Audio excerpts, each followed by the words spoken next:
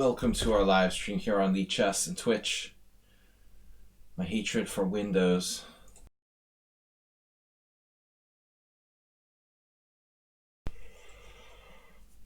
What happened, Asterbait? The Tooth Fairy came to your place? Arsenal, are you playing? Asterbait and Arsenal. Everyone starts with A. I'm already confused enough as it is. I can't remember who I'm talking to. But if we could get some subscribers with a name that starts with a letter other than A, I would really appreciate it. Kind of cut down on the confusion. I know the earliest letter of the alphabet is easiest, but another league match. Stand-in captain. The 4NCL? Have you played just once in the 4NCL?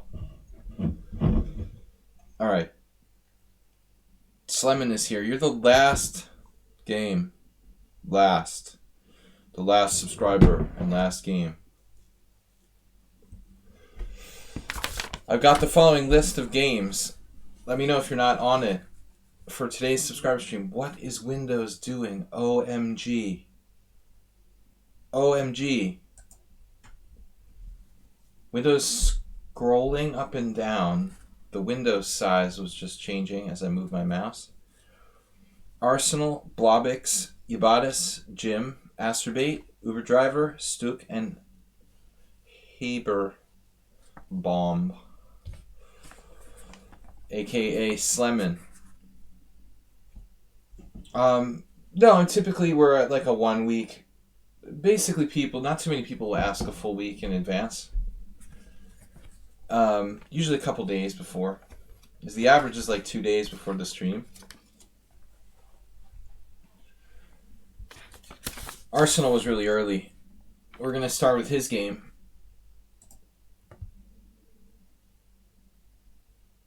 If I could find it, it was so long ago.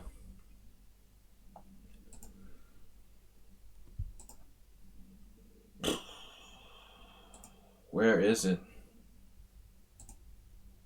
This is my Division 1 Board 4. Thursday analysis. Welcome, guys, by the way. We're going to get right into it because I'm usually a little bit slow to get to all the games, so I don't want to fall behind. Alright. My Division 1 Board 4 match from Friday night. That is last Friday night. I have the excuse of being sleep deprived. Cause, C-O-S, cosine, not to be confused with cosine, of being in hospital on Wednesday morning witnessing the birth of my third child for the poor quality of play. They just keep on coming. Congratulations. Unbelievable. I didn't even read the preamble to the game last week, man. I didn't even know. Because we didn't have the stream, so I didn't bother to read it. Wow, congratulations. I didn't know. Did you announce this? Somebody else congratulated you, like Mr. Coffee, but I thought they were congratulating you for the last one or something. They just keep coming. Oh my god. The UK, they breed like rabbits. Like 1 year, one child per year, something like that. Arsenal fan. Wow, man, congratulations. So, I'm pretty much retired from that, I think.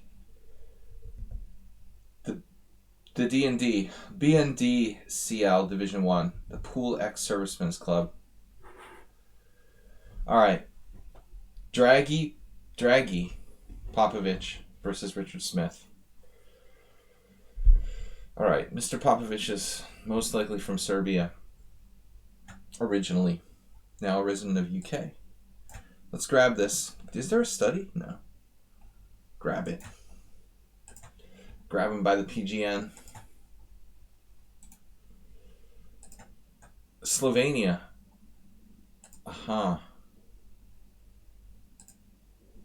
Neighboring. Former Slav Republic. Okay. My chair needs some adjustment. Yeah, I've got some friends in Slovenia. I like it there. Visited a couple times. I was very impressed. Alright, so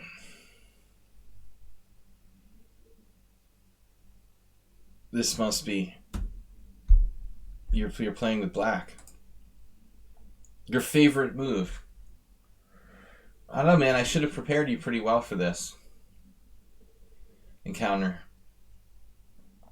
How many times have I played knight f3 against you?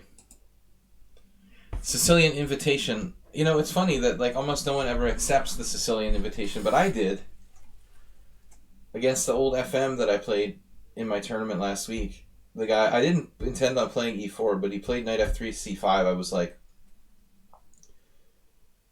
you know, guys, I've been sitting around lamenting how much I hate the symmetrical English lately, playing it for black. And when I got faced with that position, knight f3, c5 with the white pieces, I was like, gonna play c4, and I was just like, I am so bored of playing the symmetrical English with both colors. I just, you know, and I played e4. And I had a good game. I didn't not win because of the opening. But this move's really annoying, by the way. And you did exactly the mistake that I did against Sebe Attila, which is knight c6. Knight c6 seems very logical, but Richard Palliser and Stockfish seem to agree on this. And Palliser's based his analysis on really principled, you know, games from the past, but it's weird that Sebe tricked me too. I mean, I should have. I've read that book, and I mean, beating unusual, whatever it is. You're supposed to play d6 here, and the idea is that on bishop e2, e5, this is a really good system. But I think you have to get used to it. You know, you can't just like pick it up in one day. It's a kind of Botvinnik pawn formation or whatever. But the point is, if he transposes to like an English or something, he doesn't really have the optimal setup. I mean, I think like typically the bishop's on c1, you're fianchettoed, and you're playing like e3, knight c3, rook b1, a3, b4, and all that. This is really like the best. Probably clearly the best. And it's also related to what I did in another recent game, the Blobik system. After e4, c5, knight f3, knight c6, b3, I also like e5. The wall, creating a pawn wall with d6. I think this is a good system for black. It's all about trying to contain that bishop. Note the difference, like if white plays a b3 Sicilian, I remember Alexander Reprintsev, I think he's Alex R, a Russian IM from the Ural Mountains, plays here on lichess. He was a specialist in the b3 Sicilian. But it's like if you try to do it in this position where white hasn't played knight f3, he's got King's Gambit stuff for you. Like imagine the difference here after bishop b2, e5. I would think f4 now becomes like a really viable system.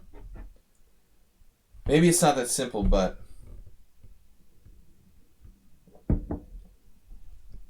do you feel the winning chances are there? Yeah. Yeah, you have to be kind of a positional player, though, I guess, to play something like c5, d6, e5. I'm not sure, like, Morphy would automatically adapt. I mean, honestly, Rich, like, somebody who's used to playing, like, all-piece moves, an English opening type of player would probably do well with this. You know, I don't think that Morphy would necessarily. Botvinnik instead of Morphy. A lot of pawn moves. You have to like a lot of pawn moves and be responsible for your pawn moves. Blocking the f-pawn. Anyway, alright, let's see what happens. So b3, knight c6. Yeah, this is what happened to me with Sebe, and I don't really like this that much. God, I mean, I played a lot of games with you guys, and Jim in particular was going through the phase where he played b3 all the time against me. This always ends up being some kind of reversed Queen's Indian. But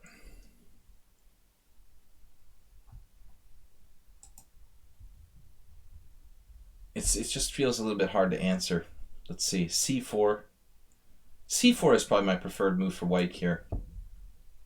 I guess you could play d5 there. e3.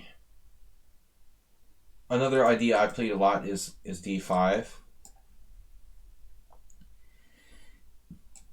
As you guys have seen me on the stream, I played a lot of a6, but There's a question as to how good it is to play the Petrosian Queen's Indian with the tempo down. Dustbinik. Alright, so knight f6, e3, d5, and you're headlong right into like a Nimzo reversed. Which is probably, you know, should be white's bread and butter here, I would think, if he's playing something like b3. Still, white doesn't really have an advantage. It's just a good defensive system. Queen c7 is getting close to my game with Sleman the other day. Right? Queen c7. I don't particularly like allowing bishop e5, but you should probably play d4. This isn't as good. I mean, clearly bishop e5 is white's best move. So he just wants to play like some sort of reverse. This isn't as good. I mean, now you've got a decent position. You never had to waste time with a6. Martin Kessler, welcome. Yeah, we can try to do one more. 1, 2, 3, 4, 5, 6, 7. Yeah, we've got room. So, Martin Kessler's welcome to submit a game. I'll try to get through as many games as I can, guys. But basically, you see what I'm saying? Like, we no longer have to waste time on the silly a6 to stop bishop e5, so it's like you're white, basically. This is a really aggressive move in this reverse Petrosian system. I like it, though. It's fine.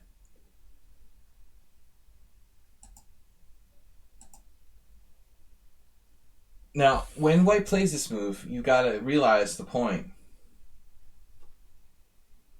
You were surprised? Yeah, our game was bishop e5, queen c7. But then you tried to play like g6.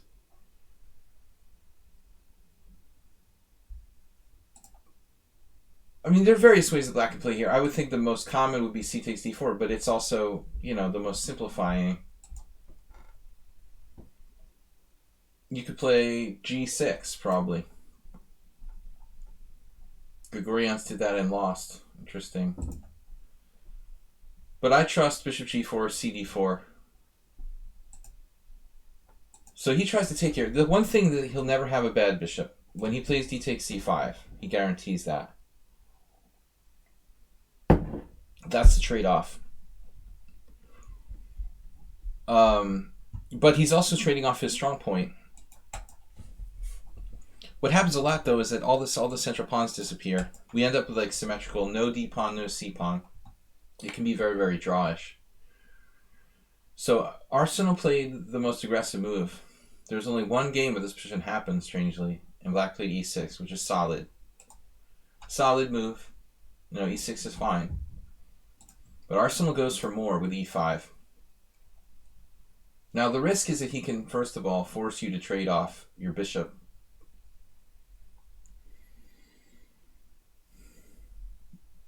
If h3, what are you going to do? You're going to have to take here.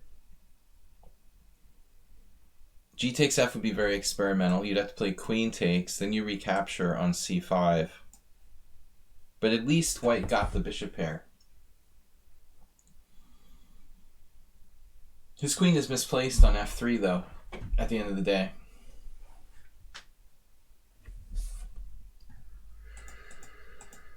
So, this isn't as aggressive, but it's still solid for white. Now he's threatening knight takes e5. So Arsenal did the logical thing here. He plays queen c7. The other option is to take on f3. Doesn't feel very exciting. I guess you could play e4. Let me turn off the engine a little bit. You could play this. Obviously the pawns become a lot less fluid. You could play either knight e5 or knight d4. I'm not in love with it. I'd like to keep the fluidity, keep the flexibility with the pawns. All right, Martin, I got the game. Think. Let me refresh my page here. Martin Kessler, are you sure you sent me a game? It's probably just taking a little while. Maybe messages are slow. Let me grab this game again. It's a long game, so I'm going to have to speed it up. Martin Kessler, just double check and make sure you sent that. We'll have time, though. So, this makes sense. H3. Now, if you play bishop h5 or bishop f5, I would assume white even has time for bishop e5.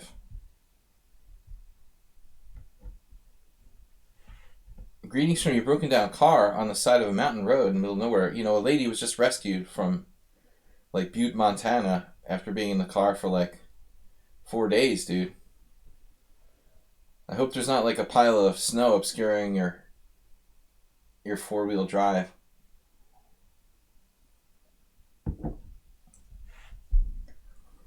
We can alert the state game wardens or whatever if necessary. Bishop h5. So what happens now if g4? g4, bishop g6? This is ambitious, man. Safer to take on f3. Whoops. Let's see. I'm having clicking issues. So obviously it's safer to take on f3, but the safety went out the window when Arsenal fan played e5. Bishop takes f3. g4, he goes for it. This looks like a principled move. White really goes for it with g4.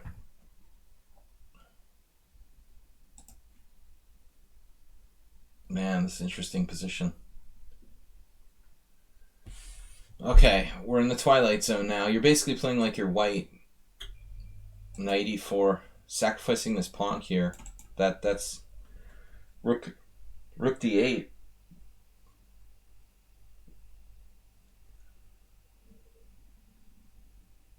If queen takes, what's going on?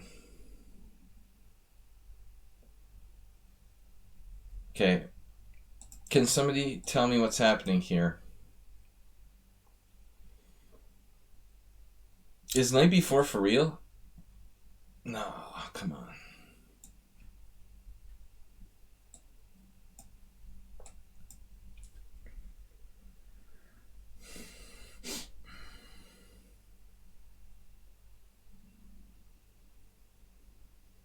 Something suspicious about this.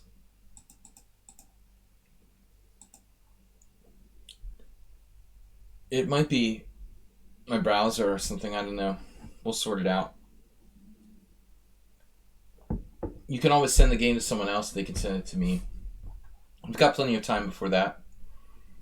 So RC went pretty aggressive with black, which is always a risky thing, but sometimes necessary. So he actually took the pawn. Wow. So this happened. Rook d8 and queen c4. No, I mean, I'm curious about this line. Can you get away with this? Probably the answer is no.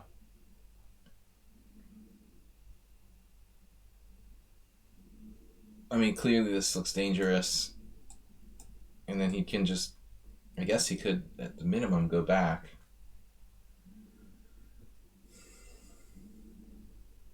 Still, this is not so clear.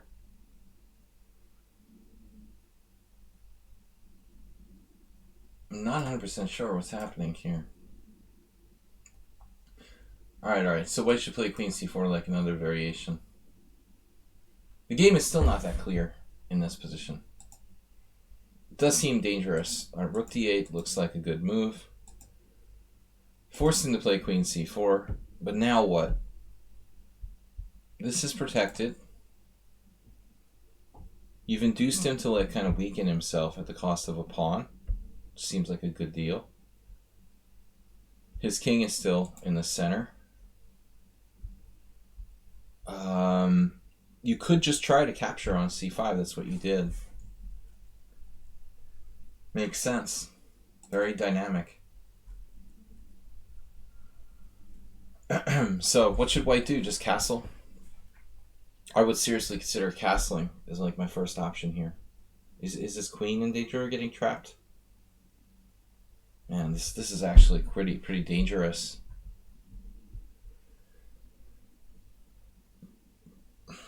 Welcome, Coach Guinness.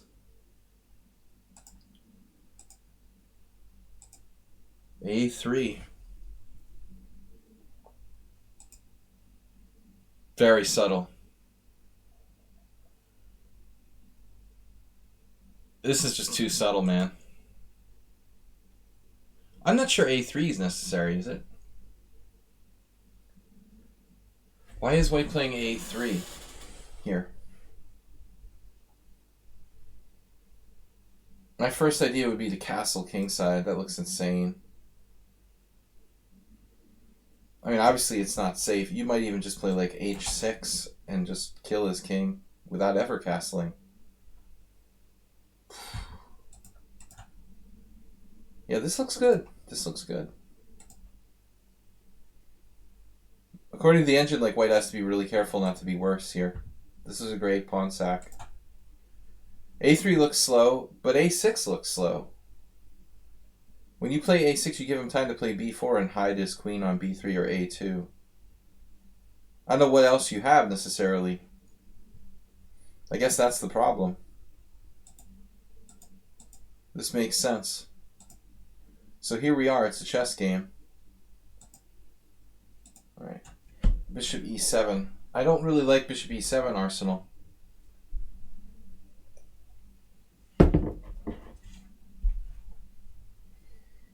You gotta like this.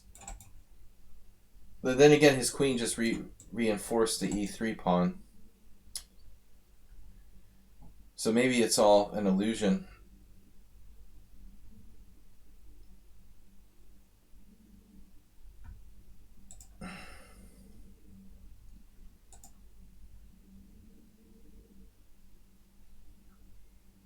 Queen B3. And then H4. So you've got clear compensation for a pawn. His king is trapped in the center. He played H4. But what about H6? Man, if you play H6 here, what the heck is he going to do? I mean, your king is in the center, but he feels more overextended. I guess there's still a chance he can castle queenside. But it looks insane. Man, can you play H6? You dislike H5, you have takes. Now white's going to need to sort of do some sort of magic trick. I mean, I realize that that's some sort of threat. But he can't be giving you the H1 rook for nothing. I don't know, man. This actually looks good. I think after H6, he's pretty much screwed. He's going to have to do something desperate, like take it, and then you take with a rook. I gotta say, I like black's chances. I assume knight d2 or knight c3.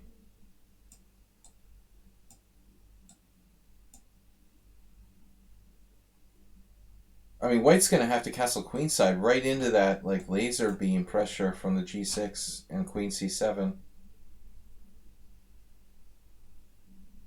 To me, it looks like black is just better.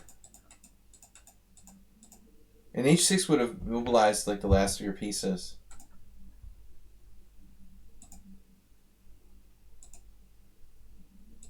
Why don't we like h6 here? Okay, h6 looks good. The computer concurs. f6 I don't like nearly as much, but I understand what you're trying to do. So does your opponent. But you got to keep in mind that, you know, while you're threatening these trappy things against his queen, you're also weakening yourself a little bit in the process. You'll weaken the control of those squares. Say he plays c4, and you go bishop f7, and he goes back to c2. You have new white square weaknesses on this diagonal. It's not so simple. I don't like f6 as much as h6. It's a Caro-Kann move, the h6 there. Yeah, this isn't that convincing. But honestly, you still have good compensation for the pawn.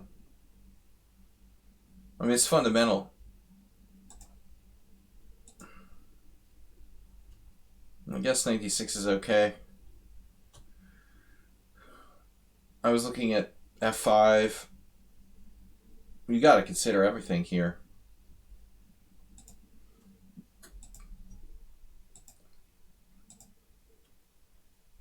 Wow. Bishop takes f6 was a surprise for me, but maybe for your opponent too. It might not be a bad move. Clearly this becomes an idea. Fighting for e4. Do we regret not playing pawn takes pawn here? This is a Nimzo Larsen, but I don't know who it went wrong for. We're not sure who it went wrong for yet. I think that's what we're trying to figure out. It went wrong for both sides.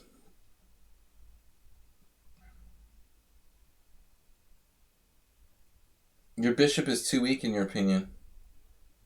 But my friend, this is only a temporary situation.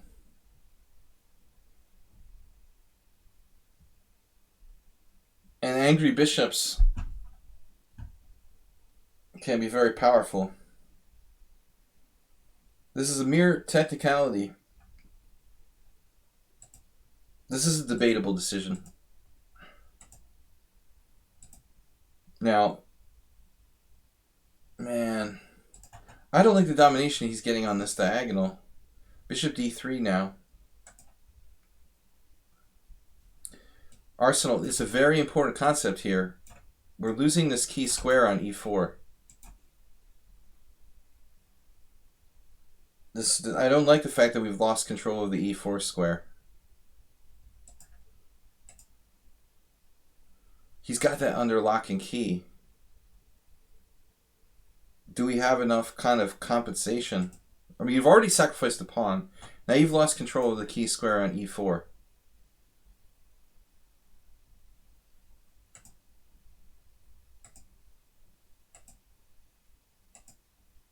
I don't know where to put the rook. You also need to consider like c6, but okay, he didn't want to let white castle. There's an outpost.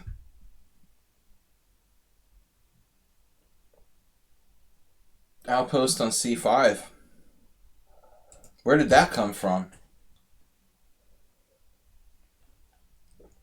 Oh well. I guess we're not castling. Yeah, the rook is bad. We wish we had played h6 sooner. The good news is that he just took your bad bishop on f6. Good news, bad news. Seriously, we have to rethink this guy's math here. If you think that's a good capture, you might seriously overvalue bishops. I mean, that knight on e4 is like the centerpiece of white's position. It's doing everything. The bishop is awful. Now you've got a chance.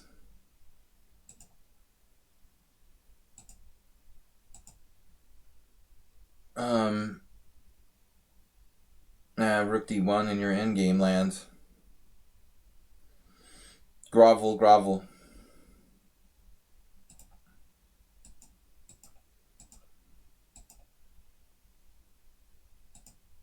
Now it's endgame land.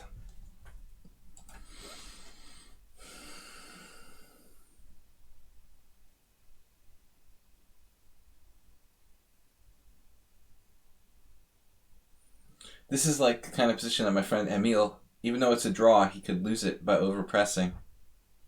He'd probably lose by overpressing here with black.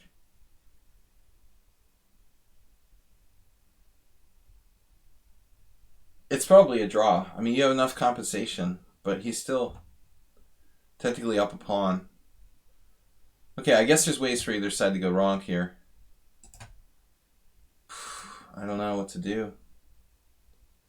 Maybe rook g1.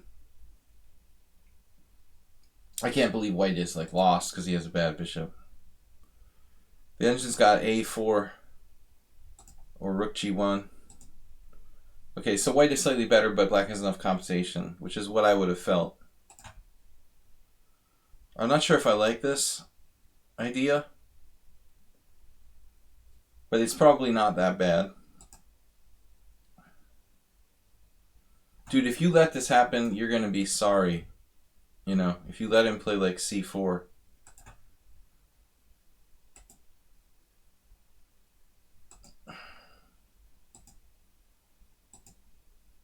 Whoa. One pawn wasn't enough. Arsenal sacked the second one.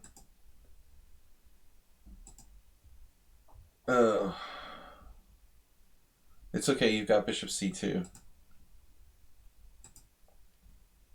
This actually looks fine.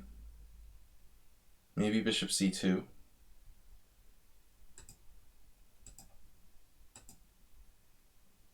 It's still bishop c2.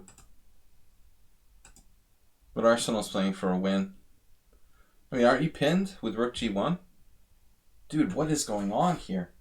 You're mating him. What? Bishop's at e2 check. Oh my god.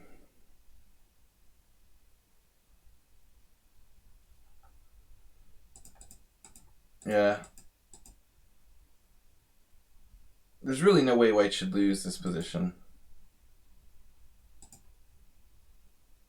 But suddenly, the possibilities start to pop up. It really looks like rook h2 now.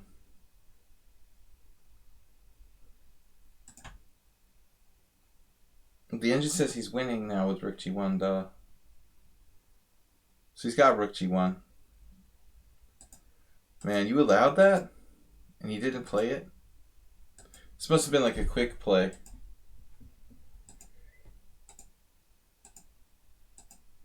Yeah, now you're better.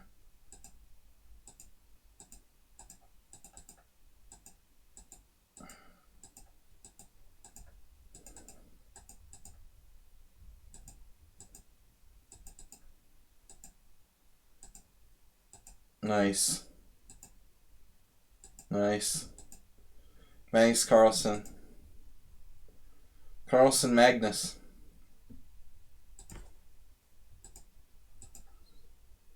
You've obviously been watching my stream too much. We love ops color bishop. Oh, this is looking painful. We're obviously not exchanging a rook.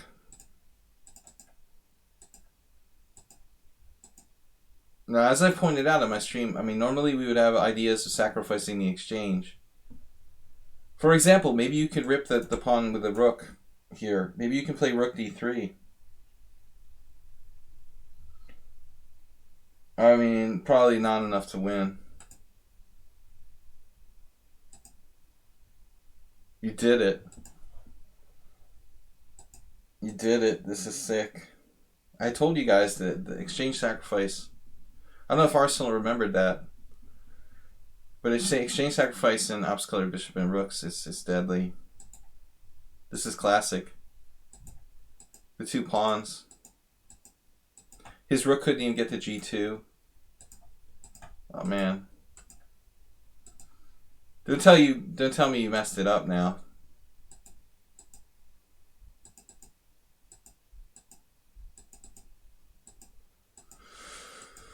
Only slightly.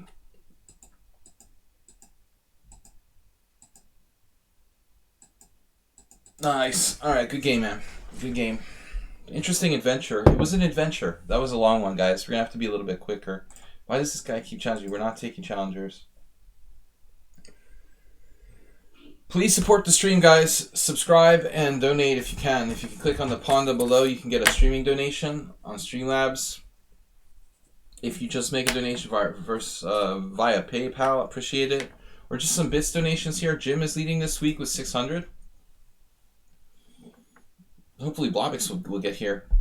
Blobix, he's not. He's actually next. Speaking, Blobix, are you here? Is Blobix in the building?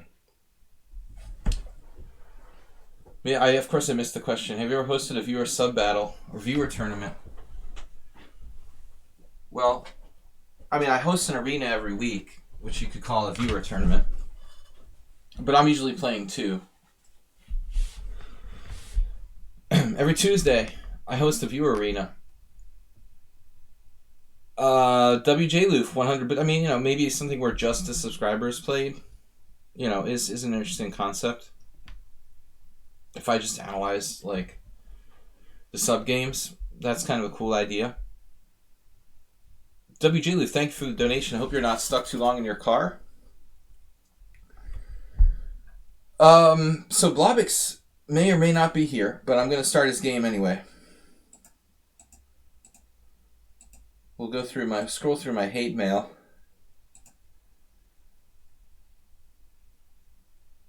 All right. So this is cool. Blobix played a GM, the French Grandmaster Shekashev. I forget where he's from originally. I guess just some part of Russia. Shekashev in the French Cup, he's lived in France for 20 years. Shekashev, I played last Sunday, that's 2 weeks ago. Eventually lost. My team surprisingly won and jumps in the top to the 1-16. So the French top 16 is their like team championship. Looks like Blobix's team is in it, which is impressive.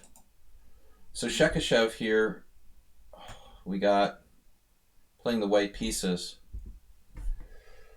This is a cool game, guys. Blobix is black. Solid Grandmaster playing white. Credible GM. Above average, I would say, Shekashev. B6, G3. Bishop B7, Bishop G2, and now G6. Blobix has played this multiple times against me. And he's pretty good. He has his own ideas with his double fianchetto. Queen's Indian. I think it's critical for white to play D4 here, as Shekashev does. This gives it the Queen's Indian. It's not a hedgehog or anything like that. It makes it a Queen's Indian. It makes D5 a kind of positional threat to shut out the bishop on B7.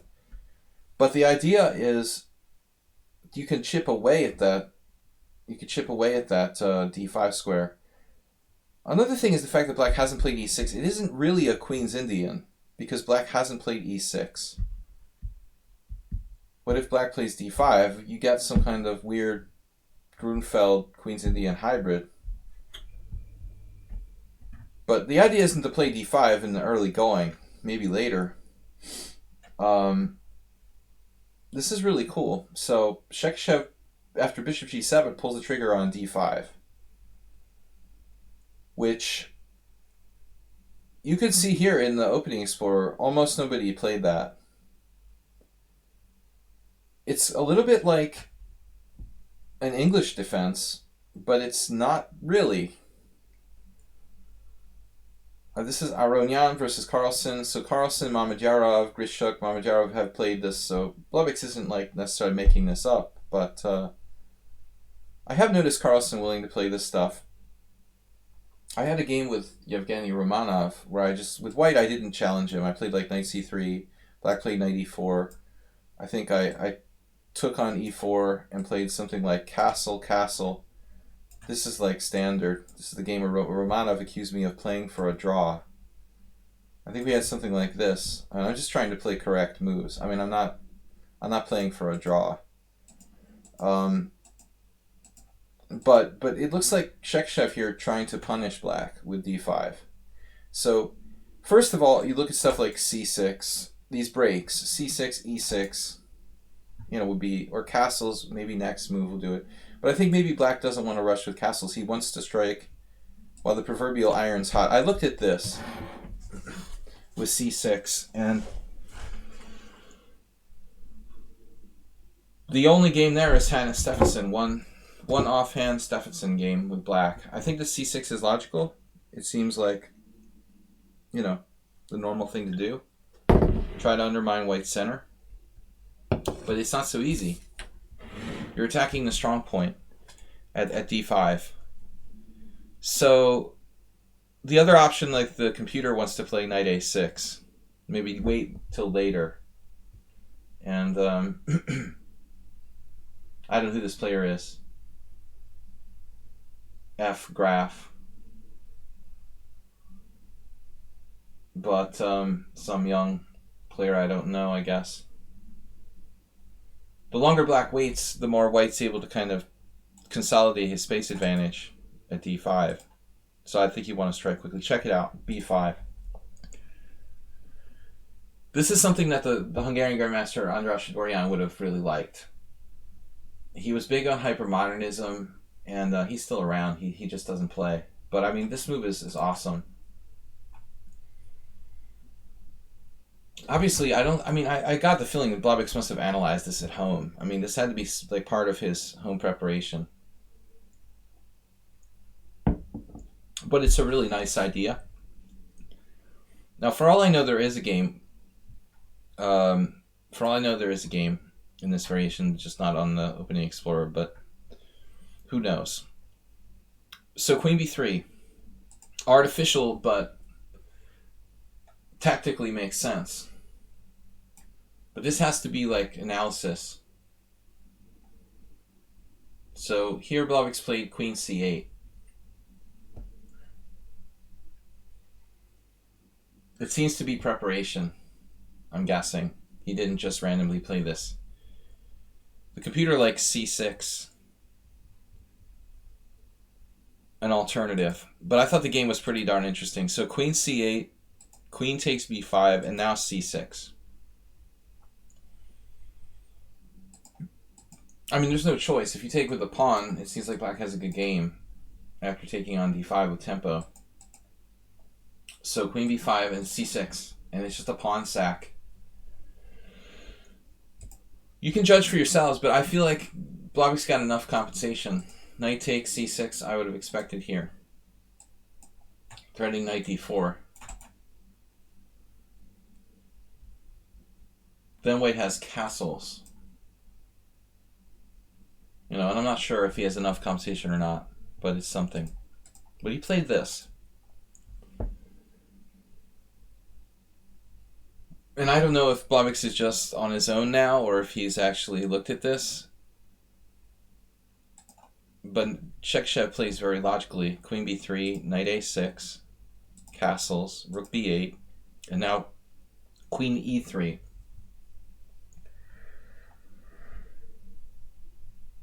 This is the best move according to the engine, but it's an unnatural square to put your queen on. It's artificial, it can get attacked there. Obviously he's threatening this, he's threatening this.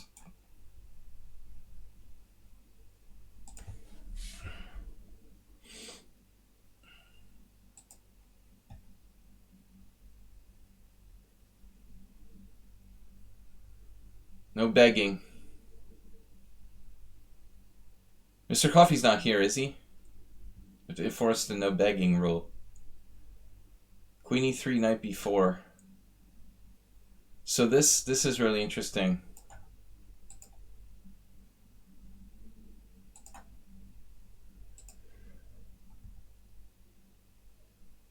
All right. I like this move. It looks best. Arsenal fan, thank you. Gifting tier 1 sub to the community. Coach picks it up. Thank God you didn't gift that like 5 seconds earlier.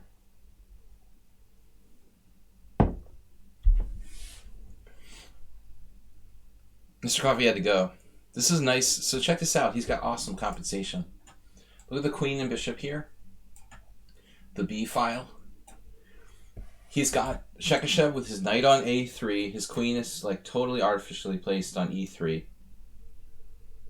I mean, this is great, you know. He's got white like has to play computer moves to be slightly better, essentially.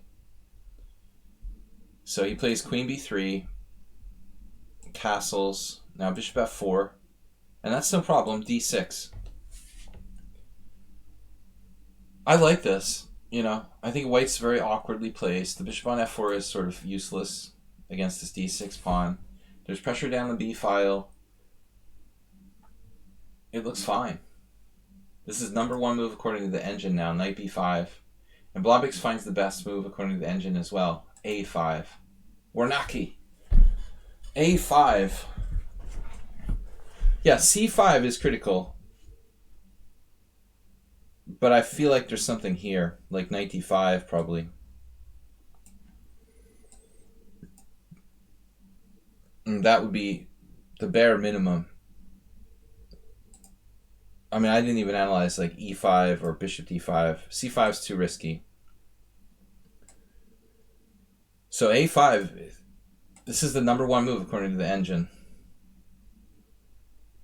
So the idea is you can probably take this next move. Because if you take it right away, there would be this in-between move, queen takes b4. And that's annoying. So he's setting it up. And Shekhashev's on his heels here. Bishop takes g2, knight takes g2, knight e4. Look, this is beautiful. Here. I think that black's actually, I would say that he might be better on a practical level, even though he's down a pawn. Rook d1, and now the engine thinks black's better too. This is a mistake according to the computer. It's a very natural move. Perhaps we have rook c8 with the threat of a4. I don't see, that's not going to work. White is almost paralyzed here. I mean, I don't see how he improves his position. Every single one of black's pieces is well placed, and white's are just randomly strewn about the board, like here, this. Look at those four pieces. What are white's pieces have no, not a single one of them has any relation to another one. You know what I mean? The queen, the two knights, and the bishop are completely uncoordinated. Meanwhile, all of black's pieces are really well coordinated. But after this, it appears as difficult for Bobby to materialize some sort of threat. I was looking at knight to c2, but unbelievably white just takes on a5. This is the one annoying feature of white's position. The knight on b5 is pretty strong. So he played rook a8, threatening knight c2, I presume. Knight e3, stopping knight c2. And then e5. The bishop is almost trapped. Knight takes d6, queen e7, knight f5.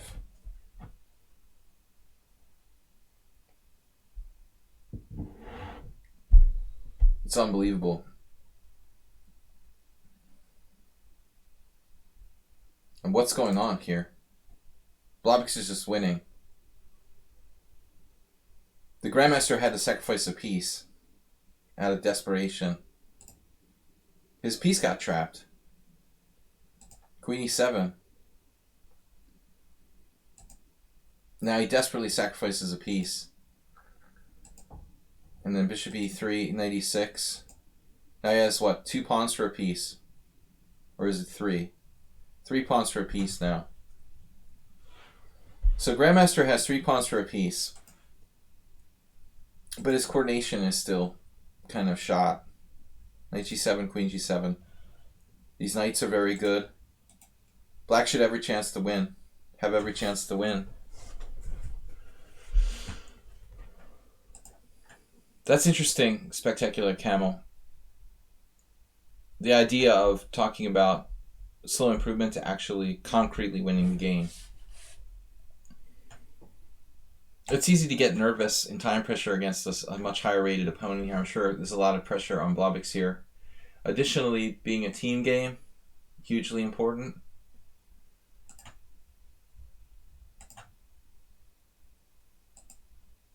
Now the game is really simplified.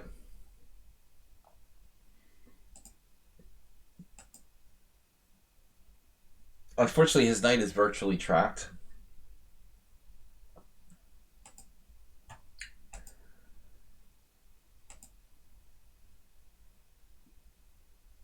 And this problem reminds me of a game I lost a couple years ago.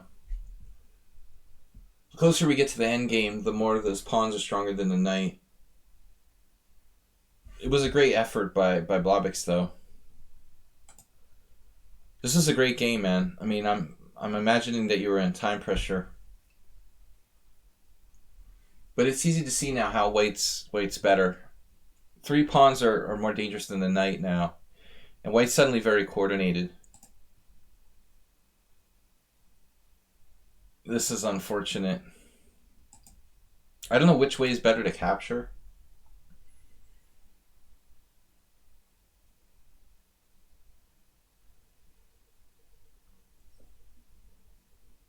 It looks like if you take with a rook, like rook takes, rook d8 check, queen f8, the only thing I can think of is that this position your rook is attacking the a3 pawn,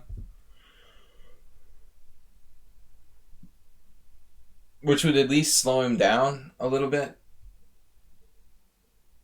You can say hi to the panda. I think his camera is probably frozen. Hello. Sorry, I'm dyslexic. Hello.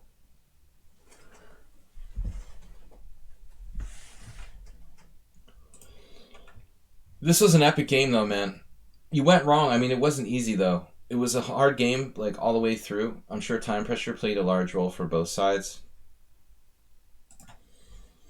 You know, as you reach the end game, the 3 pawns are going to be slightly stronger than the knight. The fact that they're 3 connected makes it very difficult to defend this.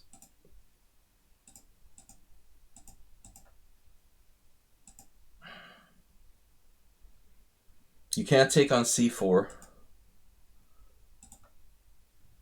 It feels like it should be a draw. You know, now you got rid of the 3 pawns. This was a weird move that you took with the rook on c4. I think. Although it's not a game over. You know, this is still very complicated. He still has the 2 dangerous pawns. We'd really like to sacrifice, but we can't. And we can't ever sacrifice our knight. Any rook endgame is going to be lost. Even if we sacrifice for both pawns, we're going to be lost. At this point, white has 4 pawns for a piece.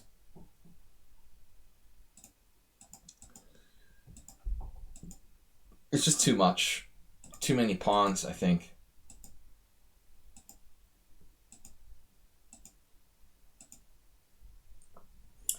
I mean, like the computer says this is holdable, but man, 4 pawns is a lot of pawns.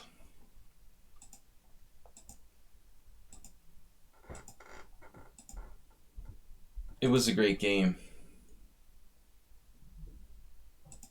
But 4 pawns is much better than a knight. Thanks, Arsenal fan, for joining us. You know, now if rook a8, rook a1, this is sick. Knight's particularly bad at stopping rook pawns. So here you're almost definitely lost, sadly. Did you miss any clear draws? This actually happened, yeah. So this was the final mistake. Here you have to find another way to try to defend. Not to give him rook a1. No, it was a good game, man. But I'm not surprised this is lost. He's going to play e4. The knight's going to be tied down to those pawns. Did I say he was 4 pawns up? It's only 3. It is 4 pawns, yeah. It doesn't feel like it anymore because they're doubled. 4 pawns up. Here. Man, this is epic. There's no way. Yeah. It's lost. But I'm sure the time pressure was devastating. I really like your idea in the opening. This is fantastic. It's like an old Adorian move. I think Adorian did it here. You know, d4, knight f6, c4, g6. Roman Gigiashvili used to play this. This is just a trashy move. It's really bad. I mean, to play d5 here. I think Roman actually did this against me in the tournament. He might have actually done this against me in a tournament game when I was like 2100. I can't remember now. Our first game, I think it's in the database. But I don't remember it was here or if it was a b5. That's the same thing. Be Dorian. Dorian Gambit. Anti-Grunfeld, a Dorian Gambit. It was reminding me of that. But of course, it's a key idea in the English defense as well. Okay, guys, long analysis. We're going on to game 3. You bought us. You bought us. I hope you bought us something good. You bought us something good for our birthday. It's not my birthday. Alright, I have this wonderful game I just played.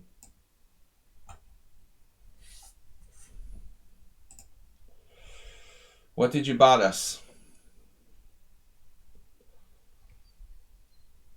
You bought us with white. Knight c3, b6.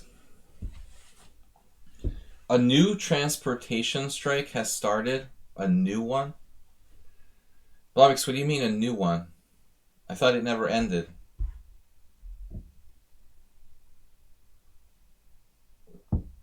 You know what I find interesting on an off chess topic? How little coverage that the French strike is being given in international news.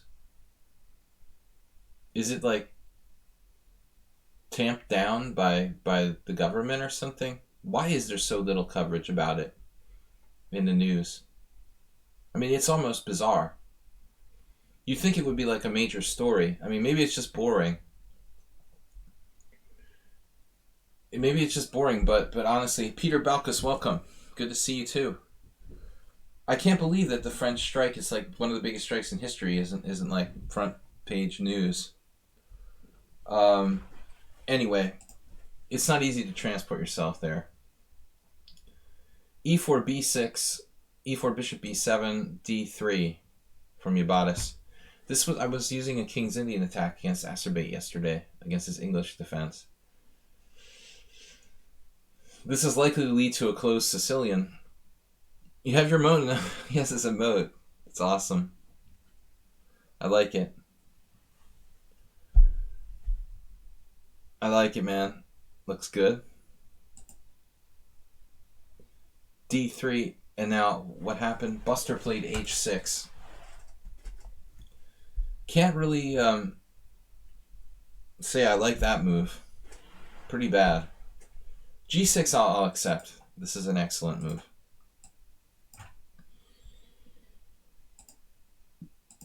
H6 not. We like the Peter Balkus emote though. That's awesome. F4. Looks just like you. G6 now. Why did you bother to play H6, man? I feel the hippo coming on. Better late than never. So our hero is white here. Everything is a closed Sicilian if you play like Knight c3 or f4 on move 1, it seems like. I can't get around it. Now bishop e2, so...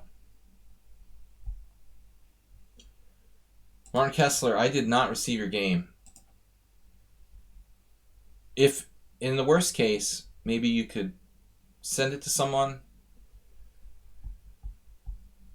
I mean, you could put the link to it in the chat, you know, when we're ready to do the game.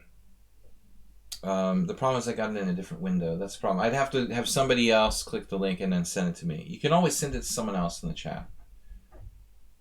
Somebody else pick up that link from Martin Kessler. I guess I can just copy it. I'm being an idiot.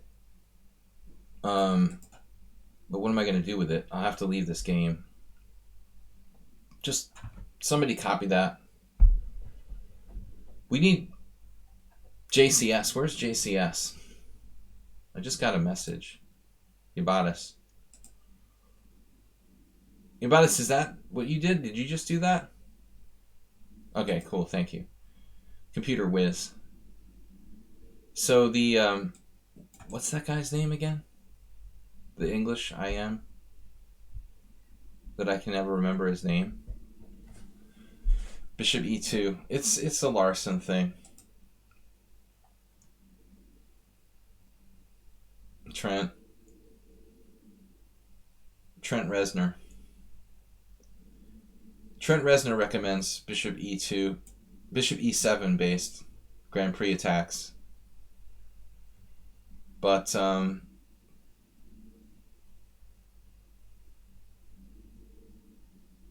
Game analysis. Exactly. Trent Reznor. 9 Inch Nails fame. The only other Trent that I know. But let's see. It's more fun. I don't think G4 is that stupid. A lot of people are going to get really upset when we see this move. It's like a grob. I don't think it's that bad. I'm not going to defend it like it's the best move or something. You know, I think it's sort of justified. Probably H6 justifies it to some degree. Knight C6. I'd rather do a hippo if I were black with something like D6, Knight D7. Probably he should play Knight E7 first. Secure F5. Because that break is your whole point, right?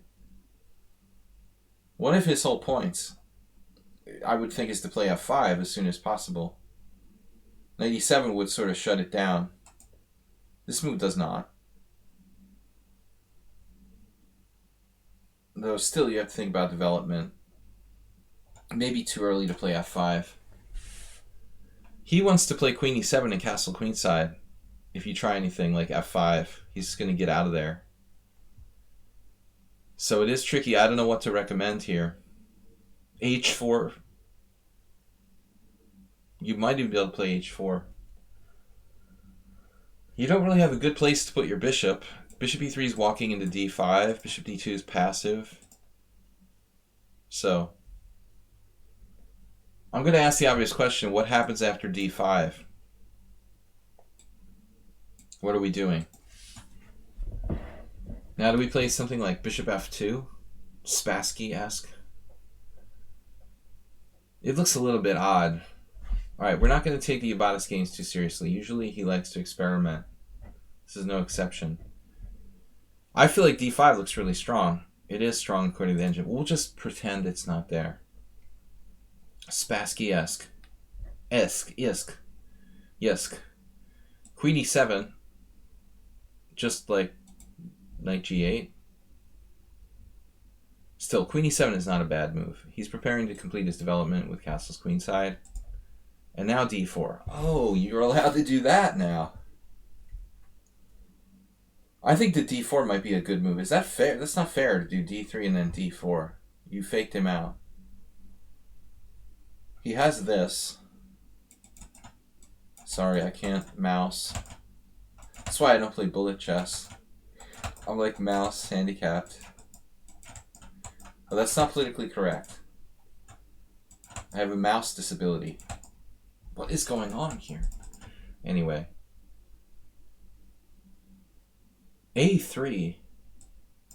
If we could get it. I think I was trying to make it a legal move or something. Castles queenside, and then the most horrific move, A4. I was literally thinking of A3. You know, that's a little more like it. The 4 pawns attack.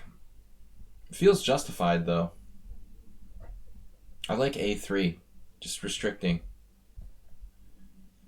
But A4 is a different idea. Okay, now it looks like our king will stay here. This is just maniacal. His knight has a problem, but I mean, he could play knight F6. It's probably not that bad. Knight F6 will threaten G4. A4 is bizarre.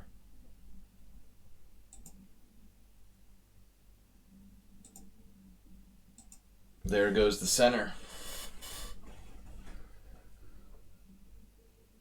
And there it is. So that's a lot of center right there. Black needs to fight desperately against it. I would think like D6 now. You better act fast with black here. G5, chip away. D6, probably he needs to play D6 before it's too late. And it might even have to sacrifice a piece, I would think. Although here it's not necessary, you could just take there. So you got to attack the center. I mean, D6. By the way, I mean, black should probably take back with the F pawn. Or whatever that is. G. Maybe this is a little bit safer to play G takes. Not to lose the whole center.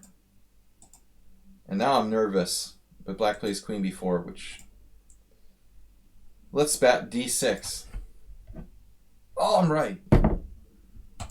Yeah, you got to attack the center here. Look.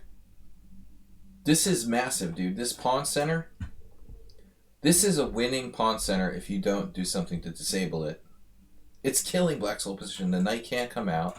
The bishop's blocked by it. I know he can play knight f6, but unfortunately that's the 2-for-1 sale. So he has to play d6, but he doesn't. Okay, so let's see what happens. Black fails to counterattack the center. Then greedily grabs this pawn here. So now you can castle or play king f2. Man, it's like a ready-made attack. Queen is going to be trapped. That's another 2 tempi. And there it is. Oh, and it's like a4 was just planned. Now black can just resign. You don't need to be alpha 0 to win this position for white. Maybe a5 looks really devastating. I think this looks good. The way you played it, you give him a chance to momentarily set up a blockade with knight a5, which you might not want to do. I would think like this would be lights out. I don't know how, but I know that this is winning. Don't know how, but I just know this is winning. It's a story of that. That's pieces that don't exist versus pieces that do exist. We don't even need to calculate. I mean, it has to be winning for white. Just like queen d3, queen b5 resigns. Yeah. It's over. Actually, queen d3 with the idea of rook takes b7. Probably you don't need to do knight b5. This is even more brutal. So, I think Ibadas made a mistake there, and black, obviously has to play knight a5. It might not be that easy to crack him now. You still have knight b5, though. And you'll have knight takes a7. That's pretty killing, yeah. Because on knight takes a7, you're going to have really nasty stuff. Maybe this is also the base of his pawn chain on c7. It's over. Yeah, it was a pretty game, but the opening was an abomination. This is crazy, though. Look at his pieces. Totally irrelevant. I'm suspicious of this move. Feels like we shouldn't let him free. Maybe, like, just a5. Seems better not to give him this. He doesn't even take. I mean, he's got a take on d5. Is this totally over? Yeah. +8. Even with your inaccuracy, it's still +8. But I'm curious what the computer wants to play here. I bet it's not knight b5. It is. It doesn't care. Change its mind to d6. Knight b5 is number 1. Okay. It doesn't matter. It's too late to save. Nice. Oh, now he's getting fancy.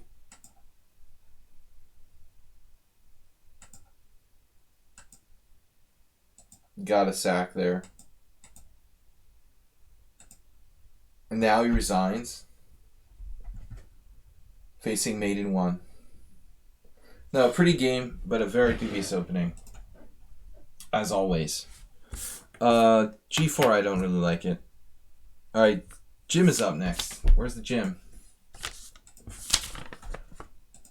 Jimster. Should be around here somewhere. Oh, another Grandmaster. Alright, our minions are everywhere facing Grandmasters.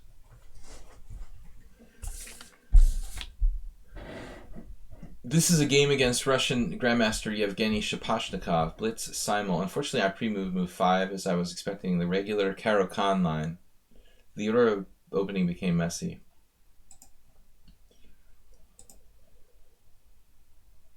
Notorious Blitz Simul.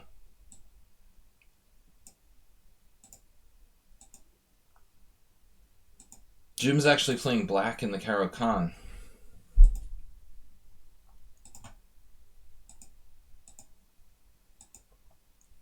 Yeah, I remember Svidler playing this.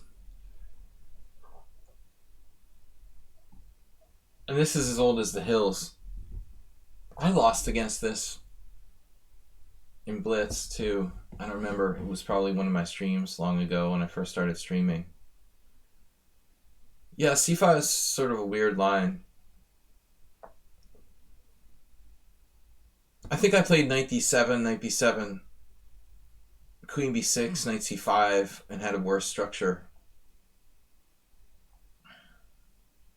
Does anybody have any ideas here what the best line is? I know b6 is the main line. It does seem a pity to play that move. But b6 is a really ugly move.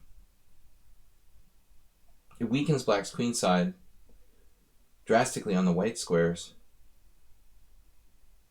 The problem, like I was talking about, my game was something like this, you know. Maybe I put my queen on this square. Maybe this is an accuracy. I guess I might have done something wrong, but I think we end up in the same position. Oh, I see. So you're not supposed to do this. Queen a5 is always bad. Something like rook d8, but white's better here.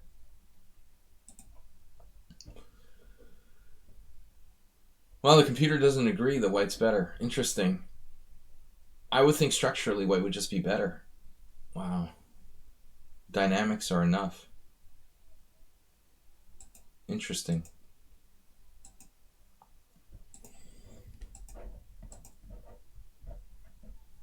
So, like, Stockfish doesn't even think you should play knight takes b7. By far the main line. That's messed up. So, obviously, this is a variation that needs more analysis. It's just not played enough.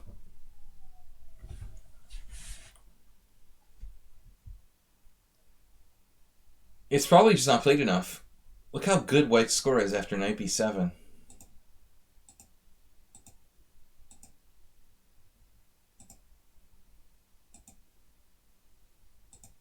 So if we just keep going here,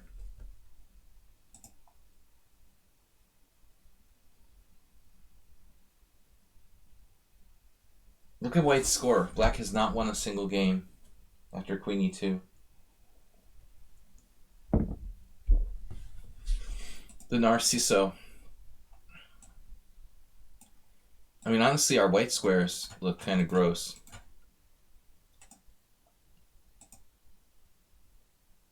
Now you can go all the way down this variation. You gotta trust Burmakin. He's very, very solid. You can't get more solid than Vlad. He's the picture of solidity. Brutal. Brutally fun to go play blackjack with. Bishop b4 check. And this has all been played in Narciso Burmakin. The Rock. King f1. Anyway, alright, so this is a far-fetched cry from Jim's game. b6 is a move. I've never seen anyone do this. So it was a mouse slip. Alright, so this was a mouse slip. Bishop g6. The Grandmaster gets nervous. He's like, oh, it's preparation.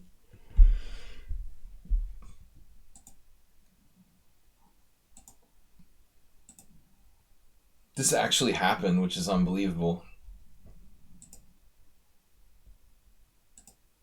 Novik played e6. Yeah, I mean, seems like forced. I mean, you're down a pawn already with the mouse slip. It still looks like e6 is too passive. White's just up a pawn.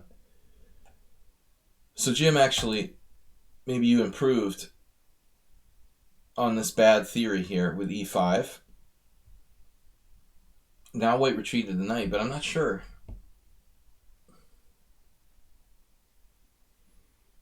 I'm not objectively sure if white should retreat his knight. He has to do something. I wonder if there's anything with like h4, h5. Well, this is a weird position. Does white have any other plans other than like knight b3? What other plans could he possibly use? Queen e2 a la Narciso comes to mind. The only other idea I have is queen e2. Is that a good move, ladies and gentlemen? Looks pretty logical. Mr. Spock.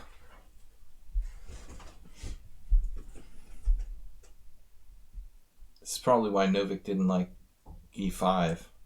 I would assume this move is legitimate.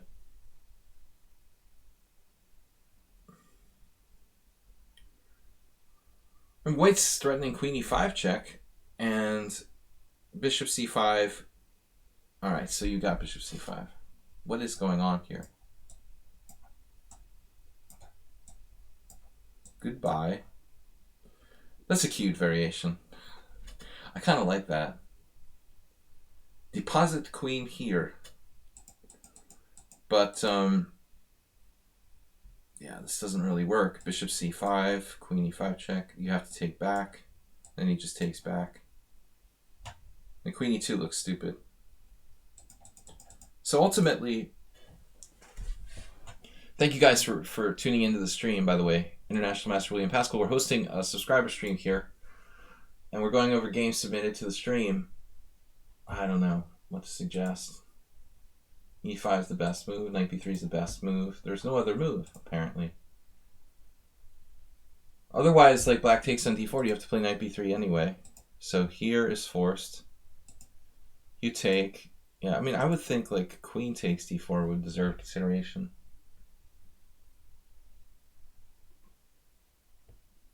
You could just take on c2, no problem.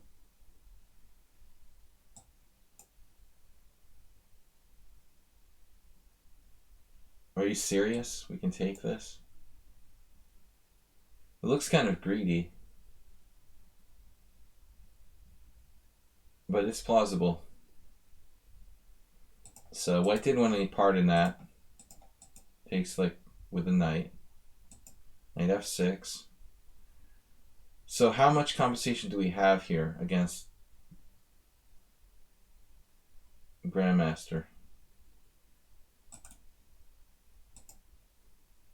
I'm not sure about bishop c5, but what else can we do? I kind of want to have the pawn going to c5 later to oust the knight from its outpost square. But we don't have a lot of choices. I mean, I would probably play bishop e7, hoping that I could get a later c5 in. And bishop c5 feels active, but at the same time, like you're kind of limited. What are you going to do, you know? Once he plays c3 and sits there like it's a Tarash French, you're going to have nothing here. All right, let's see. Best move according to the engine. How is bishop e7? Not as good. So the best move, c3, castles, bishop e2, rook e8, castles, knight on bd7, and now I play knight b3. I mean, you're just down a pawn here. A little bit of activity.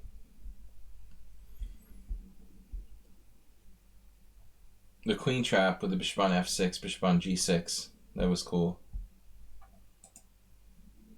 Apparently this is a mistake, though it seems like a natural kind of move. You know, you could consider c5. I think it's vital to control the d4 square. Jim didn't want to make his pawn a target, but this actually looks quite good.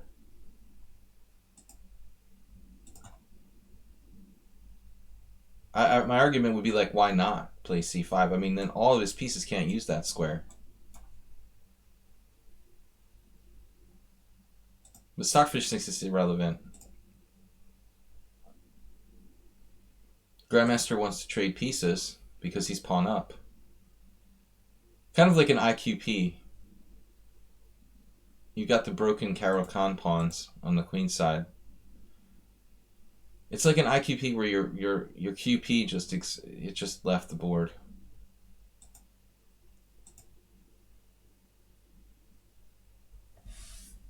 Obviously, anticipating an exchange of pieces here.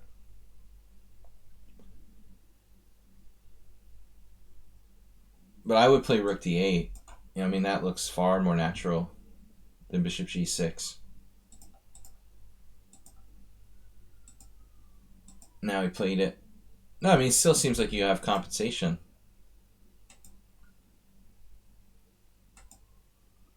Yeah, this is the problem. It's a fast game and Jim didn't know what to do.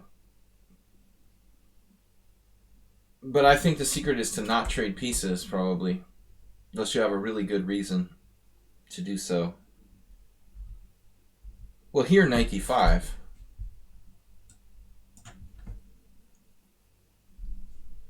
If I do trade pieces, I want to trade pieces on good terms.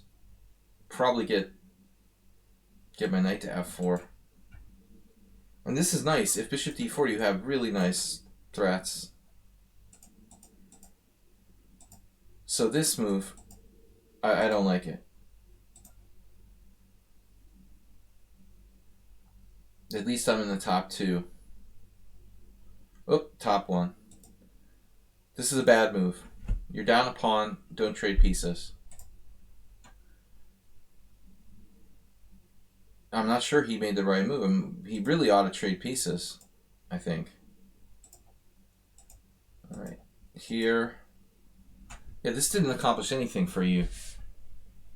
At least you found the right plan now. Knight d5. 6 is weakening.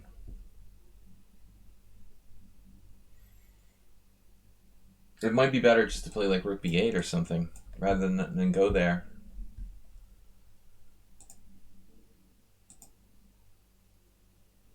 I suppose in some variations he has knight h4, and I was going to suggest that earlier, and you have the bishop back to f7. It's not that bad.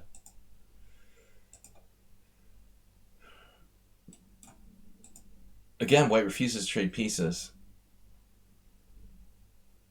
I guess he just didn't see a good place for his queen to go. That is a problem. He loses a queen.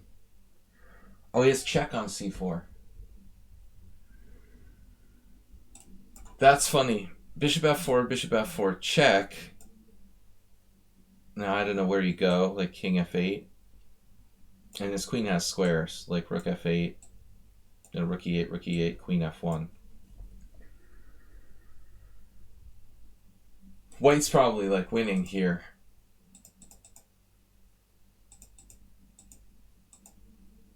So I think the theme of this game, Jim, was trading pieces. We don't want to trade pieces. But even so, still got compensation. It's impressive.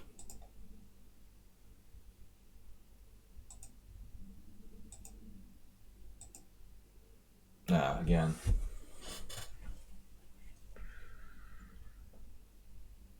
No. No. No. You cannot trade pieces. You're not allowed. I mean, white should be trying to make this exchange, not black. You have an advantage despite this mistake. I mean, you have compensation, some compensation despite this mistake. Repeatedly seen the same thing where he's traded too many pieces. Here we go again.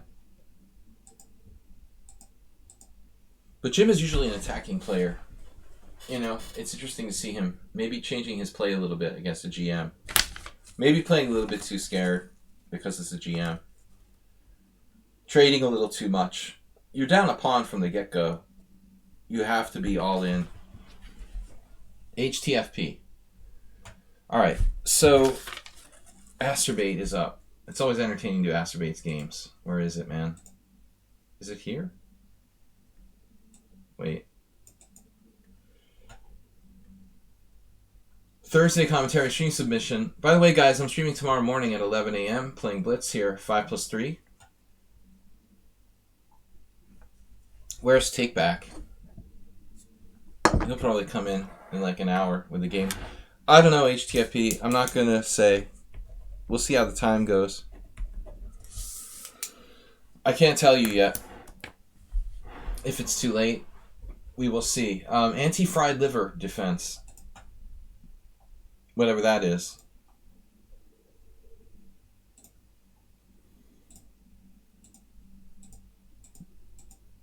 Oh. Sickening. Sickening. H6. I mean, how much can you violate fundamental principles? White's playing like the most direct opening in the world. The bishop's coming to c4 with pressure against f7, and black thinks he can play h6. So we've been training in this. Now Asturbate knows. There's no half measures with c3. You played your first class game on the black side in the Spanish. That sounds like a lifelong project, man. And he needs help forming a plan. Give me 30 years and I can help you.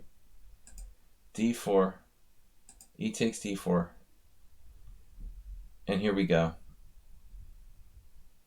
Cheers, Uber driver. What Uber driver? Uber driver was speaking up. Did I miss something? I gotta fix something. Wait a minute. Uber driver, did you say something? I only see Asturbate chat. Asturbate was really spamming. Uber driver said play the Goring Gambit. Well, it's like a transposition to a really good Goring. Yeah, I mean, I suggested this to Uber driver now. I suggested this to Asturbate. Swidler Blatny. The early Blatny, though. 1992. Pre-New York Open win. New Jersey Open. He won the New Jersey Open. New Jersey, New York Open. The New York Open in New Jersey. It was like near this prison. There was nowhere to walk outside. It was like the worst venue ever. I don't think I ever left the hotel for like 3 days. The only place you could walk was to some sort of prison. Bill Kelleher was joking about it. Alright, so c3. Black really has to take, but he plays this. Now white has the ultimate pawn center. But he has something else. I mean, this is obviously like clear advantage to white. Black is roasted. I mean, I don't think there's any way for black to survive after simply pawn takes pawn, but this is even stronger. Ouch. Well, there's one chance, right? We have the variation with knight a5. This would be the only hope.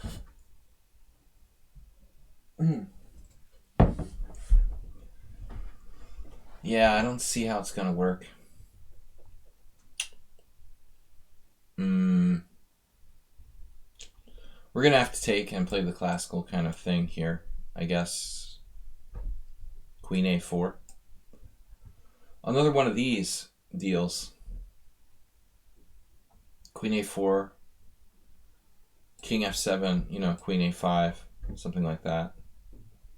It's obviously very dubious for black, given his king position. That's got to be the only defense for black after queen b3. Am I missing anything? King f8 is a transposition.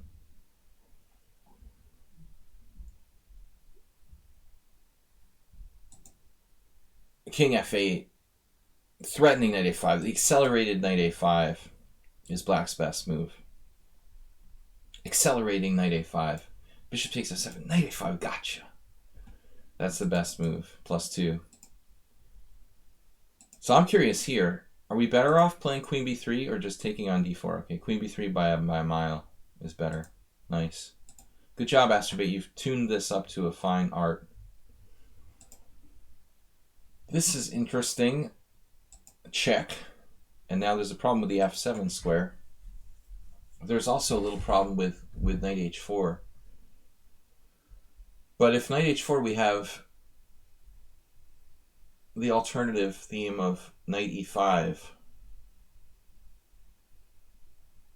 So clearly bishop g6 would force d5. But it's still not over. I'm just trying to find a forced win for white here. Bishop g6, d5, it's still not completely over. That's the problem. And knight h4, black could play knight e5 again. So there's no forced devastation. This is it. This is main line. I don't even know what to do now. I mean, in a blitz game, it would be easy to possibly mess this up. You know, I think you got to keep your wits about you. You're not like wiping black off the board here. You have to just win a couple pawns and then grind him down. I guess this is probably good. Black plays knight g4. That's a problem because that's probably trapped after cd.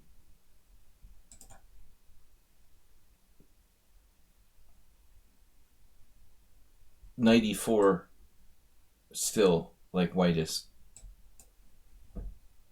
clearly better. But no crushing victory. Now we're just threatening h3.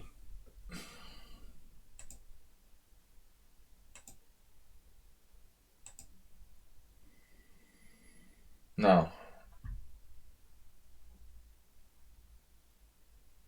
No, I mean, you must play h3. It's goodbye, Mr. Knight. Totally crushing. This is too forgiving, Asterbate. He could play like h5 and save his knight with knight h6 now. At least he saves it here. The fishing pole. Gotta love Brian Wall. Alright, b6. Brian Wall. Obsessed with this fishing pole concept. It's ridiculous. So finally, we get king. What is this? Bishop f7. That's a bizarre move. Bishop f7 is terrible. He needs to play h5 and then get his knight out. Asterbate has a plan. This is analysis. So this was like computer analysis done by the engine after the game. Black played bishop f7, which looks crazy because d5 is just loose. I mean, dude, you have 100 chances to win a piece here with h3. Now, I assume white might fear something like h5. Okay, cross that bridge when you get to it, but there's no harm done by like playing h3. You know, in some circumstances, I agree. Like, this could be dangerous. We've got queen g8, you know, queen h7, whatever. Not in this particular position, though, because we're taking on d5 with check. Asterbate just ignored the possibility of winning the knight.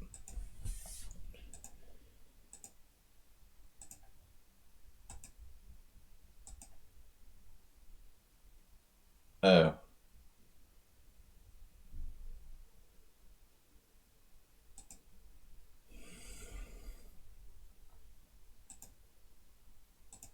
That was sneaky. So he could have made room for his king to escape. Something like queen b8. But he didn't prolong the misery too much. So Asterbate got 0 inaccuracy, 0 mistakes, 0 blunders. I have bad news. You had to have made an accuracy there. You had to have made an inaccuracy. I mean, I don't mean to be like the bearer of bad news or whatever. But not winning a piece with h3, I mean, there's no way that's not an inaccuracy. I think, like, his mobile phone did the analysis for white, and then, like, the computer did the analysis for black or something. Still, it wasn't a bad game, but I don't think it was 0-0-0. It seems like white made some inaccuracies. I don't mean to, be the one to destroy your perfect game. The other thing is that 28 cent pawn loss is very, very high for a 0-0-0. But still, it wasn't a bad game, man. Good job. Uber Driver's up next. We're going plowing through these games while we still got time, guys. We have 50 minutes left. Uber Driver's up. Thank you for supporting the stream. Don't forget to subscribe. And let's get some bits donations floating in there. Come on. Come on, guys. I'm not independently wealthy. This is for your benefit. Is Uber legal in your... Oh, you're in the United States. All right. It's not legal here. There's no Uber. It sucks. All right. Stuk is up. It's iPad generated. Suspicious. Although it looked like it took White's apart. I like how it took White's game apart. 4 inaccuracies, 2 mistakes. Blunder, whatever. And then White was Black's game was just ripped apart to shreds, but White's game was perfect. Suspicious. No, sometimes the automatic analysis does some weird stuff. It doesn't seem to really kick in. I get the same thing sometimes. Uber Driver, where are you? Hi, William. I'm a relative... Oh, this is nice and short. I'm a relative newcomer to the Sicilian. Nevertheless, I found that the wonderful move Queen C7 the Sicilian Khan.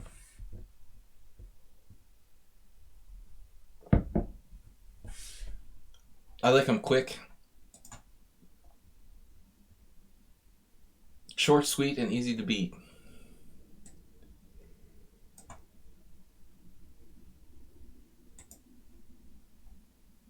Amar Magaramov. No, it was just sweet and easy to beat. Okay. Let's do it. I've actually toyed with playing the Khan Sicilian. I played it once, maybe. I just didn't have time to really relearn a whole other major chapter of the Sicilian defense. But I recommend e6 to people who want something kind of stable. It's not totally nuts like the Najdorf and the Sveshnikov. Dragon.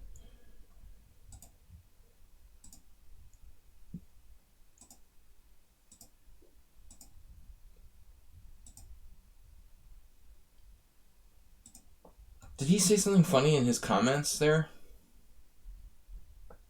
Why can't I go back? Mr. Coffee, thank you, sir. 100 bits because I'm not independently wealthy. I will become a millionaire streaming chess, but it's going to take a few lifetimes. So in the interim, I appreciate whatever you guys can make in tips. Some tips. No, but there was a funny comment by Uber Driver. Can I replay that? Did you make a mistake? Where's Uber Driver? Where's Uber Driver? Uber Driver, Uber Driver. Here it is. Ah, that's an old one. Come on, where is it? Where's Uber Driver? Damn it. There it is. So he made this comment, what? 5 Queen C7 in Sicilian Khan. That is illegal. I know I'm being like a grammar Nazi here, but you threw me off when you said that. I was like, wait, 5 Queen C7. It's apparently 6 Queen C7. No, it is 5 Queen C7. Oh. I'm sorry, you're right. I apologize. You're totally right. That's weird. It is 5. I don't know what's gotten into me. Queen C7, 5. Correct. What's going on with me? Murray Turnbull. Murray used to play this all the time, dude. That was like his favorite line in Harvard Square.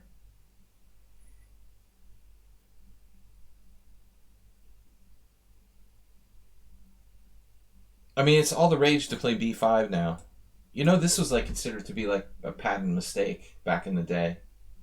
Probably in like the 60s or 70s, like B5 was considered some sort of blunder. You can't play B5. It's not correct.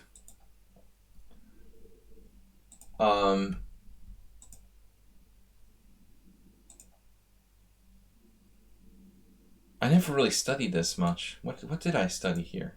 I'm trying to remember. Maybe I did look at Queen C7. It had to be Queen C7, and what else are you going to do? Other than B5. I mean, B5... Basically, I studied this in like the late 90s, before B5 became really fashionable. And the only other move is Queen C7. I mean, you could go crazy with like G6 or whatever. You know, do some ridiculous... That's okay against Knight D2, actually. I mean, against Bishop D3, G6 is a variation. I still don't like it. Strapansky did that against me. But against Knight C3, you're very limited. So Queen C7, Bishop E3, Knight F6. This is unusual.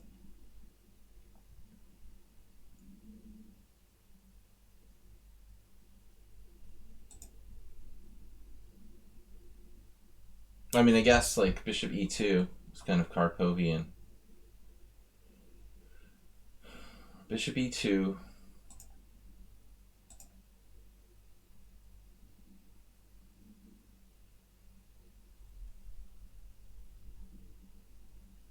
I'm just thinking about something funny. I wonder if I got this position I got this position against Victor Varadi by mistake. Uber Driver, you know, I played this game with E4, C5, Knight F3, and I've been known to play the Quinteros with Queen C7. And then, what did my opponent do? He did maybe Knight C3. I bluffed him. I guess I bluffed him with E6. He played D4. How would this have gone? That's not right, though. Then we wouldn't really exploit it. Wonder how this happened. I had this exact position. Knight C3. I don't know. How did I get there? Knight C3, E6, D4, C takes D4, Knight takes D4. I don't know. I must have played this. He must have played this by mistake, having been tricked. And this is good. This is my game against Varadi Victor. I remember. I think he played like Knight E2 here. I can't remember.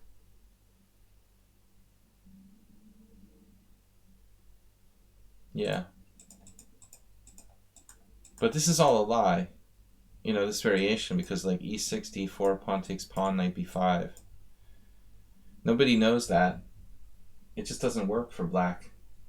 Berkesh drew with Satovsky, but it's almost lost, this position. Even a title player didn't know the move Knight B5 there. There's no point in playing this variation with Queen C7, really. Just a trick. So anyway. Alright, so here, Bishop E3 is bad.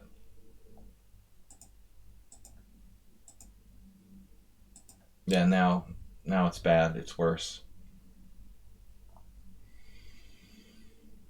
Gone from bad to worse.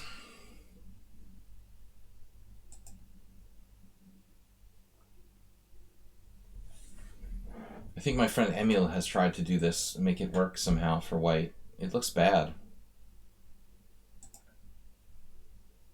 What, does this lose a piece? Better than the Nimzo, yeah. It just wins a piece. It's hard to believe like 2200 players lost like this with white.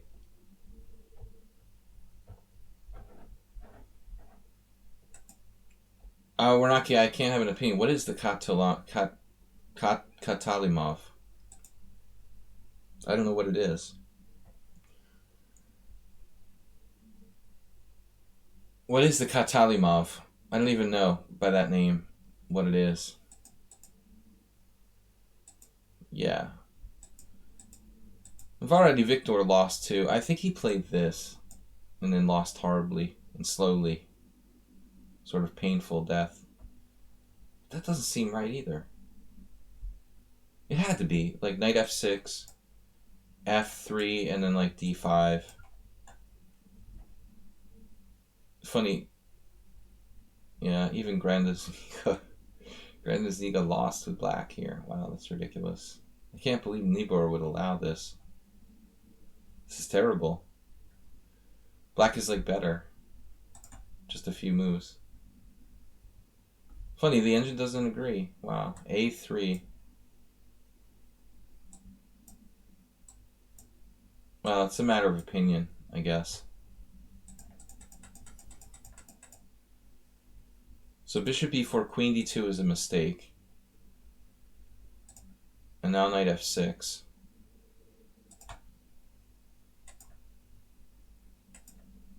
So this is the losing move, f3. You have to take. You know what? The more I think about this, the more I think this was my game with Roddy. It had to be. It had to be this position, and he did something like 92 now.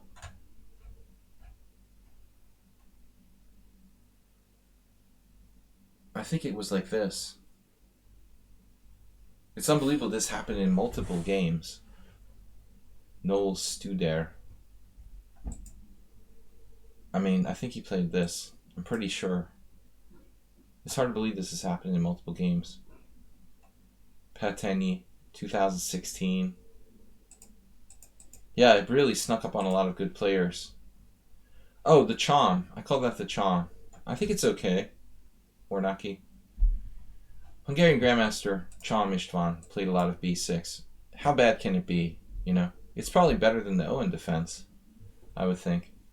Yeah, this is a good choice. I think it's sounder than some of the other anti-Sicilians. It's better than Queen c7 and better than Queen a5. Your tow truck is here. All right. I'll see you later, man. Good thing you're not stuck in the snow for a week. Thanks for sharing, Uber Driver. Okay, guys, we've got 40 minutes left, and I've got at least 3 or 4 games. Stuk is up next. That's an interesting opening, though. But White just had no clue. You know, at least in my case, Varadi faced Queen c7 on move 2, and it confused him. But I mean, people should know how to play the white side of the Khan Sicilian. If you're using like a normal move order, there's no excuse for messing that up. Stuk keeps it simple. Game. I like it. Anand versus Anand. Game. How do we know which side Stuk was? Maybe he's here.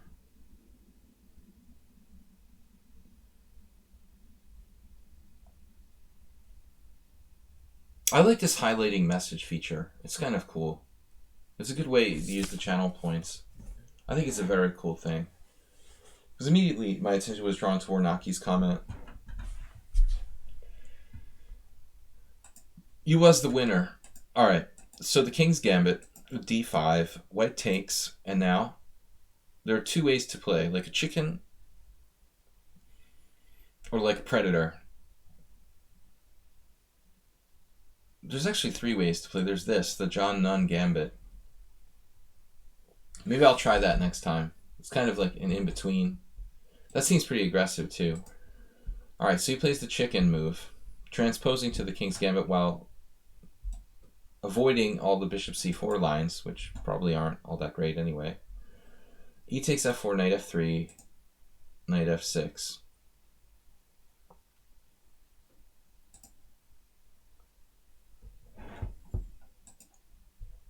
Interesting.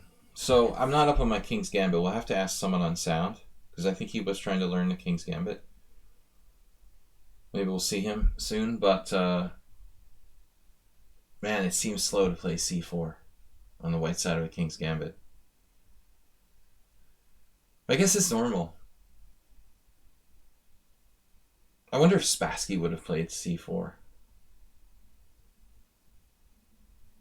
I'm pretty sure that I played bishop c4 here in a game.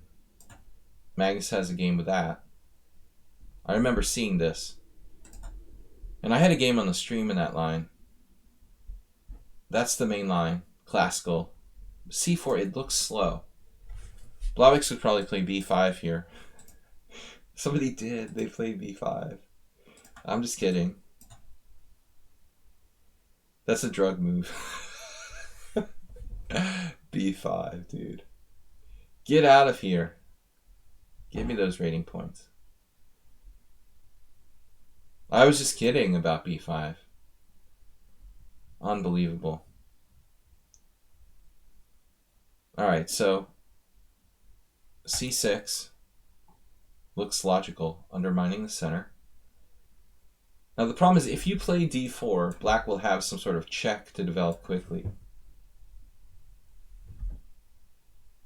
That's why there might be a case for delaying it, I suppose. You know, something like knight c3. Then again, if white delays too long, black will move out and then castle and play rook e8 check. I still have the feeling that this move is probably okay for white. Another interesting factor is the fact that the King's Gambit probably needs to be like really deeply analyzed with the computer. I mean, I know that like John Shaw has done a book on the King's Gambit. He's usually very thorough. But I mean, the fact is there's a lot of positions that haven't really been explored. This does seem like crazy to take on c6. But principle, a little materialistic. So this is apparently main line. Again, I would be concerned about bishop d2, bishop b4 check. Bronstein versus Nikolaevsky. Knight c3, castles. And this is a game. Alright, so you tried to take on c6. It feels like you're asking for too much here, you know? It really looks dangerous. Now it feels like you're playing, like black's playing the gambit. You played a King's Gambit and black's the one that's playing the gambit. Black's, it's like, what is it? The Portuguese. It looks like a Portuguese gambit. Harry Lyman would like sacrifice everything here. Right, Uber driver? No, but there's no good in-between move. Black can't do like bishop c5. He has to take on c6. d4.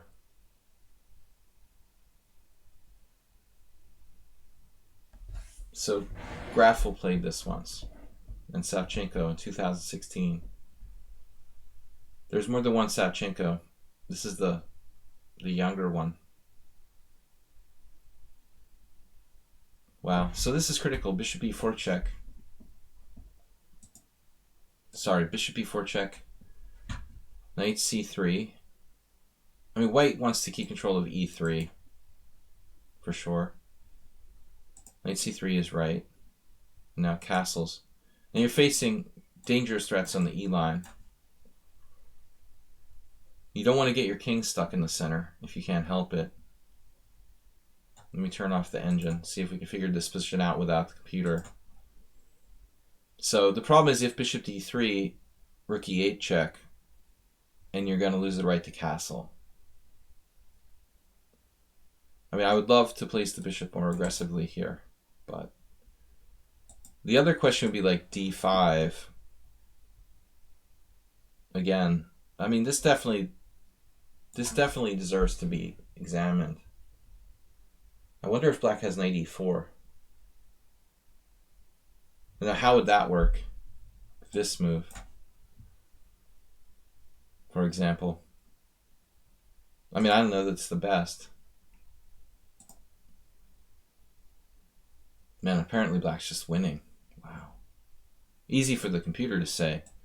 Rook e8 check, bishop e2, queen b6. That's insane. Would you find that? Ladies and gentlemen of the jury, would you find this? So the idea is this. Subtle threat. It's a double threat. That's beautiful. But if you don't have this like theme in your repertoire, you're not going to find it over the board necessarily if you've never seen this pattern before. I was looking at this immediately. It's only the second best move. I was actually looking at it immediately. Knight e4 here.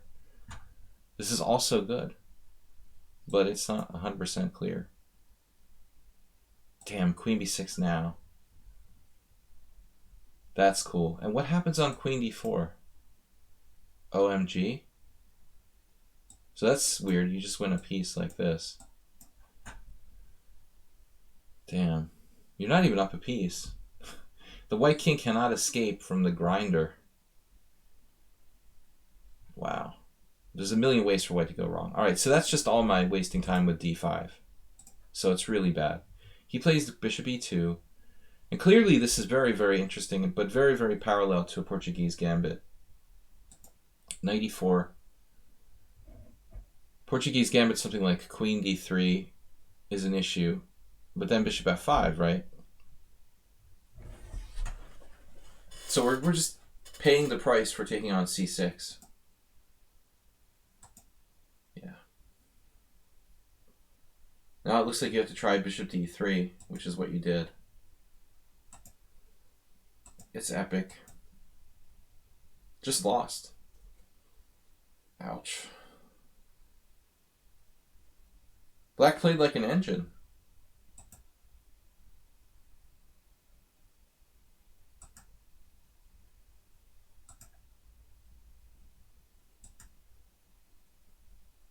It doesn't feel very direct to take on g2 when white's getting crushed here on the line.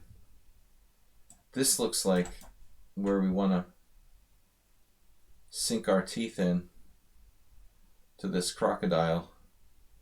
The problem is if we take on c3, he has bishop takes in, offering a trade of queens, defending. But you know the funny part is that the trade of queens isn't a threat. So that's the funny part about this position.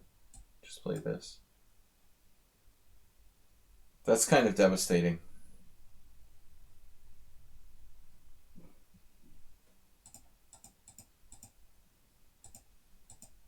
Black played perfectly, but then like missed the thread. I mean, there's this. I don't think this helps, does it? Taking with the pawn, rook d8.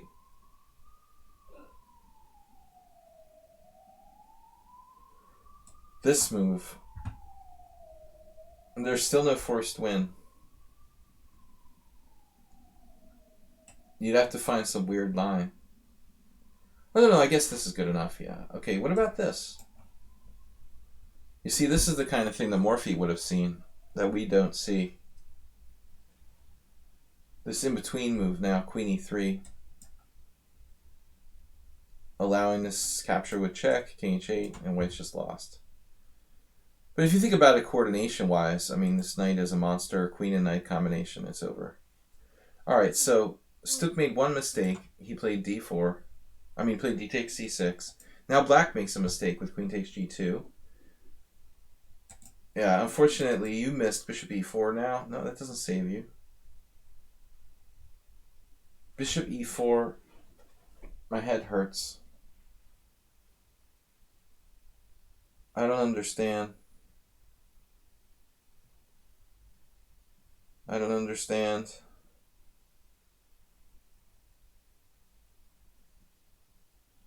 Holy crap.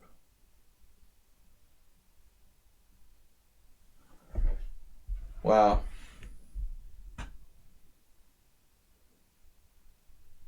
I don't understand how he can't play bishop takes e4 here. Does anybody here? Would anybody here not play this move? I mean, yes, black's amazingly winning, apparently, according to the engine. There's no way I would have conceived of a different plan, you know? It looks like white's winning a piece, you know, bishop e4, queen e4. And it's unclear. It's just unbelievable that he didn't play that. He plays this. It's amazing that black was winning anyway.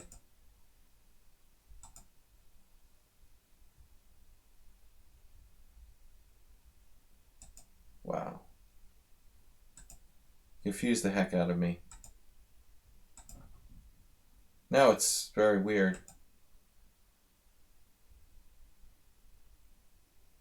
I mean, you're down.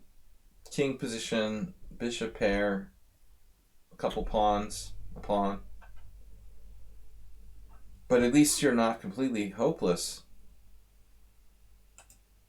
I thought you were white, Stoke. You were actually black. Oh my gosh. The whole game I thought you were white. That's why I'm saying you. Wow. You probably pointed that out already. Ouch, that's a nice move. Well, I didn't bother to check the result. I thought, for some reason, white won. After c6, d takes c6. I don't know why I thought white won. But anyway, this was a good game. It was a good game. I mean, if we review it quickly, this is unbelievable, though. I mean, I never would have thought, like, you could get away with this because the bishop takes e4.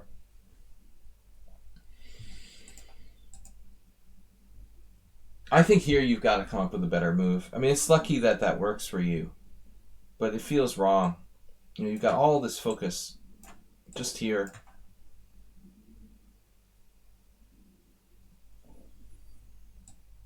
But Sook's problem was this, probably. You know. Let's check this variation.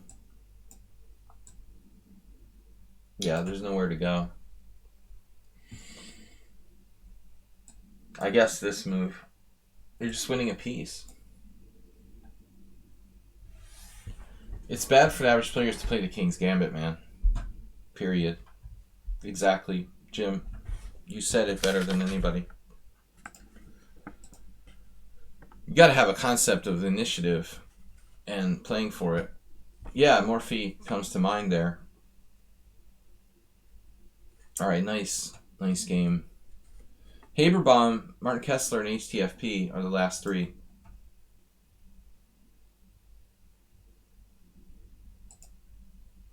HTFP, did you actually submit a game? What is this? Haberbaum submits this game without an engine. When was this game played? That's old.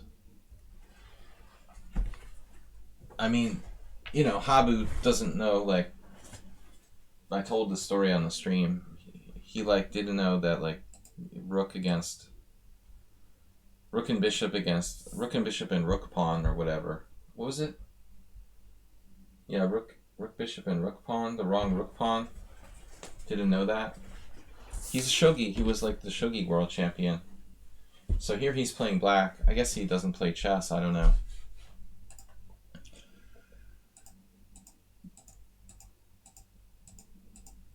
But you want me to look at this from white's perspective or black? Yeah, we're actually probably not going to get to another game. I've only got 20 minutes left in 3 games. It's a little bit late. So next time. Let's look at white. I like the player and I like the system. I play with white. I mean, Habu's crazy to play the black side of a semi-Slav against like a grandmaster, you know. But you got to play what you know, I guess. An amateur pro shogi player who's playing chess part-time has no business playing like the sharpest system against a professional. But let's see what happens here. e5, h6, bishop h4, g5, knight g5, h5, bishop g5, knight d7, g3. So now, like, we get to the theoretical branching point. I think Grigo used to play queen a5, but this is a rare move. Bishop b7 is the main line by far. I don't remember what was trending back then. I mean, I guess this was in 2005, according to the database.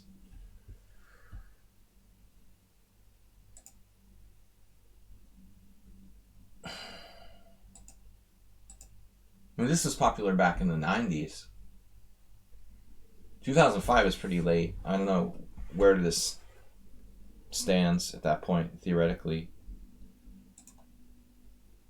Asked my friend David Vigorito. I think he did analysis on this.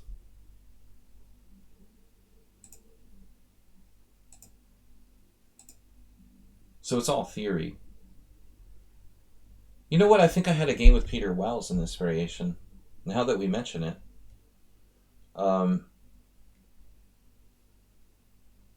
Wells, who wrote a book on the semi-Slav. I think I had a game with Wells and Hastings in like 1994. That's how old this variation is.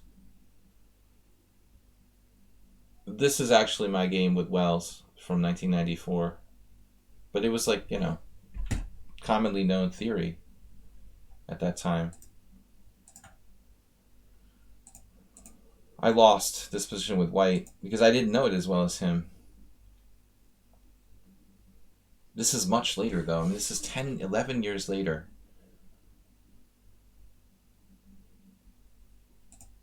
I have no idea what the best move is. I mean, this was the theory back in the mid-90s.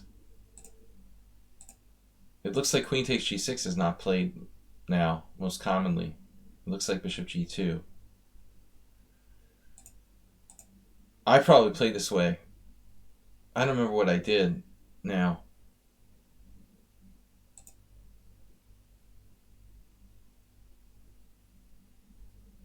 I have no idea. The endgame is probably better for black.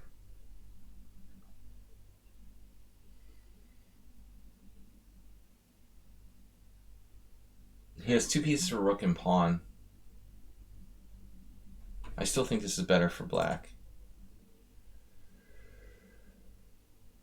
Most people play queen takes f7 check. But remember, it's a grandmaster playing white. The amateur is playing black, even though he's a genius. And white's supposed to win. He's like 2,600 playing at 2,350. But it's scary to play someone who's like world champion in something. Although maybe he wasn't in 2005. It was intimidating for me to face Habu. It was a draw. Though I knew I was a stronger chess player, you know. Bishop e4, rook c1, knight f8. And now this king move. And the king will be fairly safe over here on the dark squares.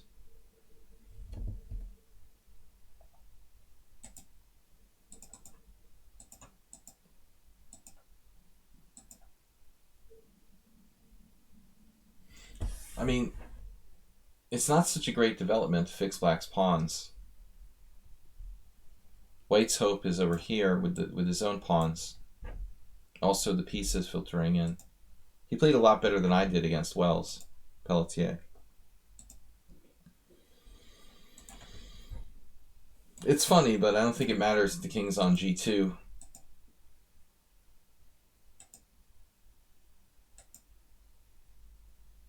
But it's setting up. This is very strategic. Setting up, I guess, this advance long term.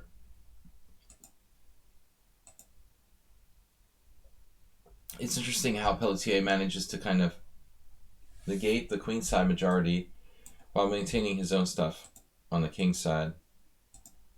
So he just gave him that. That's it. That's as far as you're going to go.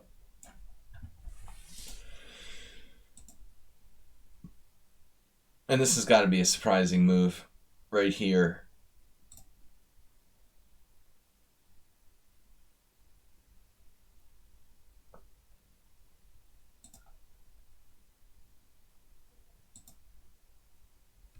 I don't know now. It may be over. Rook h7.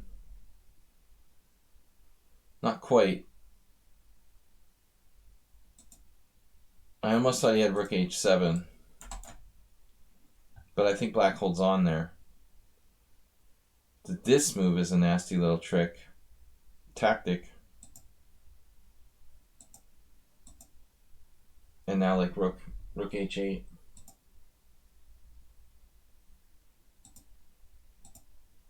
Very heavily advanced pawn.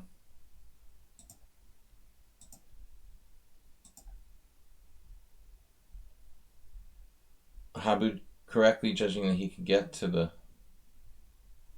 square of the pawn. Now the white king comes in. I wonder if black could try e5 here. It's hopeless.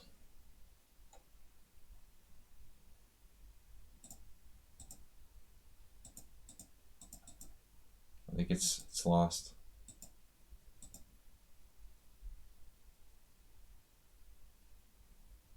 Zugzwang. Oh no. That's the point. And he stops him over here. So now c2 becomes necessary. Why not c2? c2, bishop c2, king g4. King b4, king g4. Can we try this? If check, it doesn't help because of king here. Maybe now we have this. That's the problem. We go back the other way. Is that enough, though? Yeah. That's probably the point. That doesn't save black. Now here. Now he's committed over there.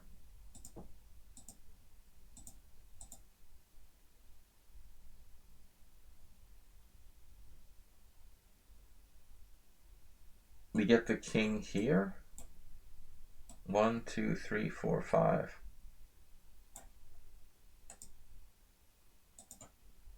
Oh no. Obviously, like, bishop here can be met by what? Just the b4 is too fast. Yeah, it's winning. No. Hard for a shogi player to adjust to chess endgames so quickly. He's very good tactically, I would imagine.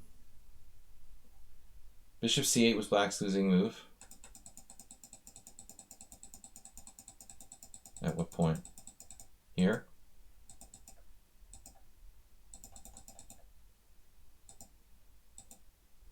It's hard to believe he's not lost here. Really? I mean, how are you going to defend this position?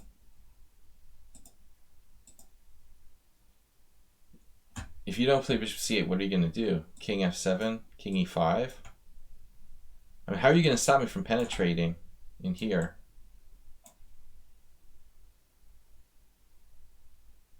I can't believe that black can survive. What's the trick? It just seems like you'll eventually lose kind of the same way as in the game. Isn't it? I mean, why is it going to be different from the game? You can let him because you play bishop g6. I would imagine this is winning for white. I'm going to turn on the engine. Peter doesn't think so. Bishop a6.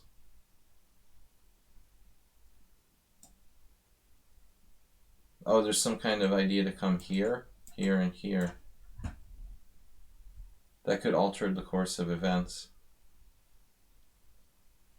I see. So that's really important. Wow. It may be a draw after all. That's crazy. Very interesting. Okay, guys, I'm almost out of time. We have 10 minutes left for 2 more games. I can go like 15 minutes. Mark Kessler and HTFP, last 2. Thanks for sharing. That was an interesting endgame, and it still needs more time. We need more time to analyze that properly. All right, so HTFP still didn't send in a game. This is Martin Kessler's link. Blizzard. Blizzard is black.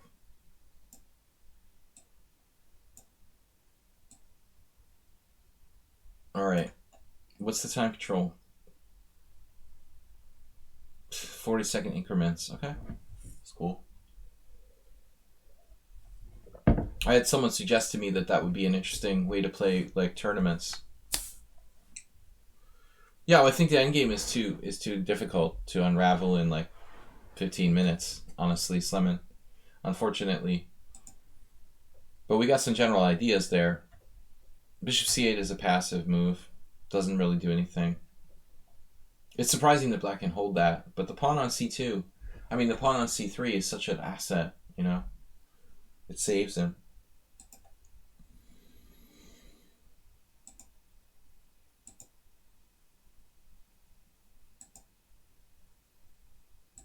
Rather than this, I like rook b1 better.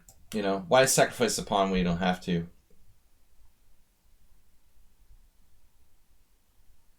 The L-Vest. Non-gambit is probably better than b4. Anyway, I don't know much about this. I mean, Good players don't sacrifice this pawn for a reason, like some other gambits. But white prefers to lose pawns. I think it's an ego thing. It's like handicapping yourself on purpose to be cool or something. Rook b1, queen a5. Also, I would assume queen d6 should be...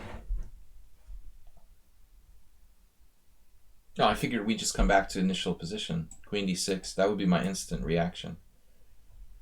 Martin Kessler played queen a5, though. Allowing rook b5, that's ridiculous. Oof. I would have just assumed this is terrible for black. I wouldn't go there. But it may be some method to your madness. Queen a6.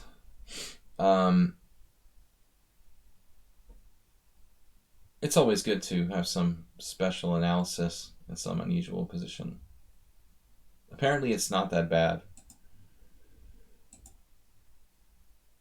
It does feel like we lost the tempo or something like that. It's better to play queen d6 objectively. Alright, now this. Kick him back. He could try to remain on the 5th rank, but maybe rook g5.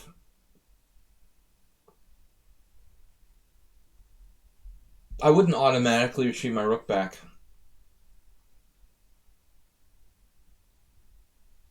I also didn't consider d5 for white, but it's probably not a great move.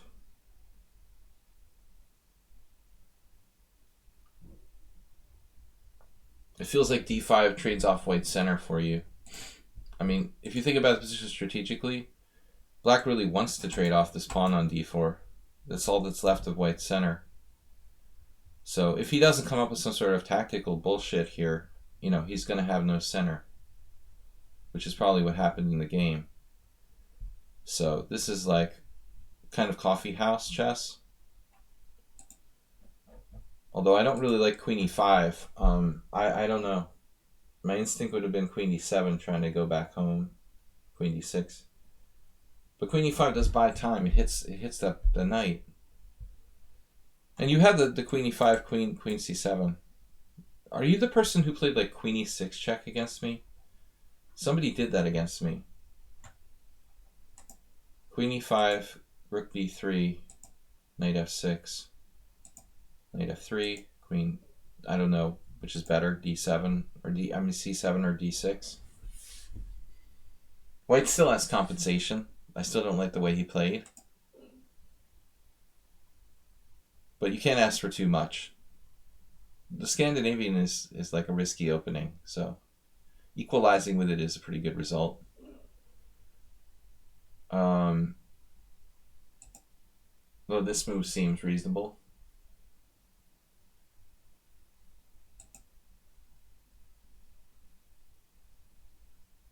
So now he's forced to go into an ending. And after all that,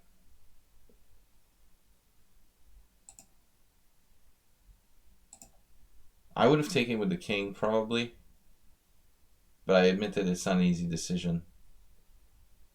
He wants to be able to stay being castled and bring the rook to e1.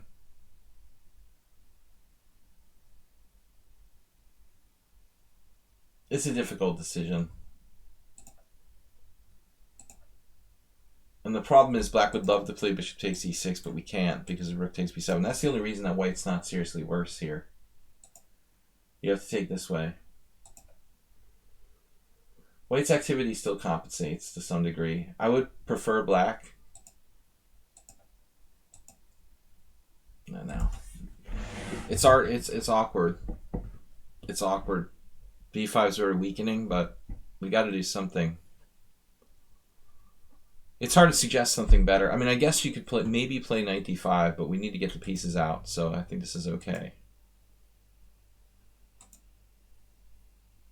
It seems okay.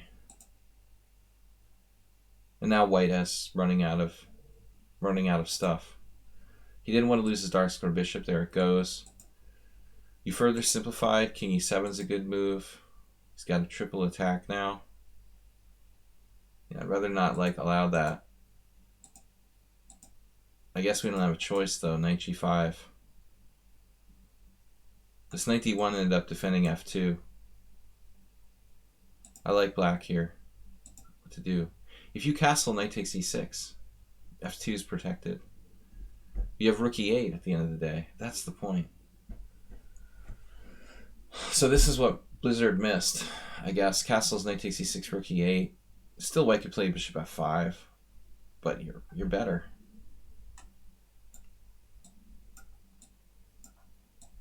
I mean, white's in danger of losing a piece.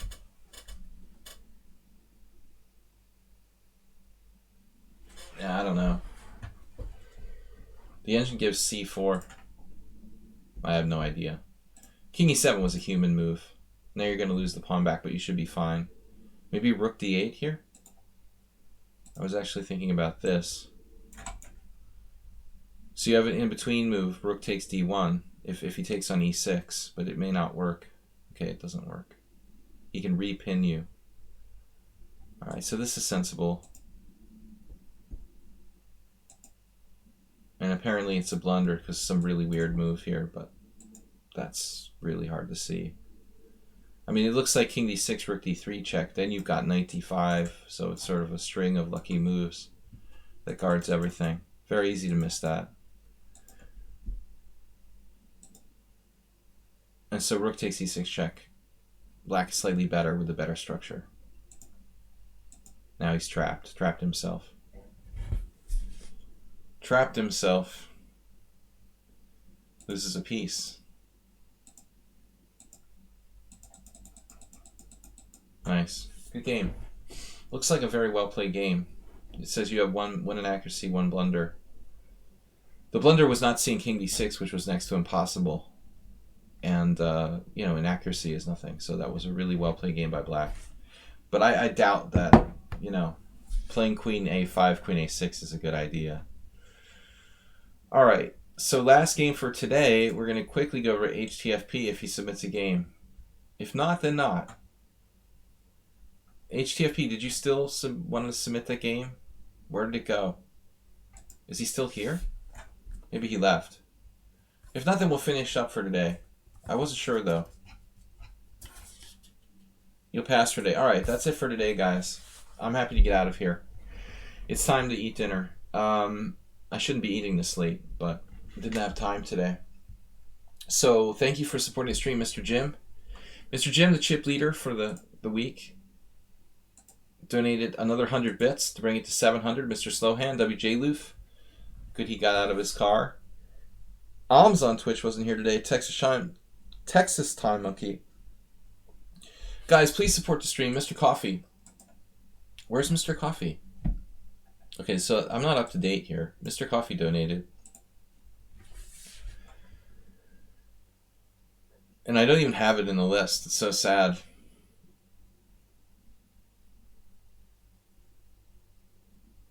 Jim at 700. Mr. Coffee's at the bottom of the list.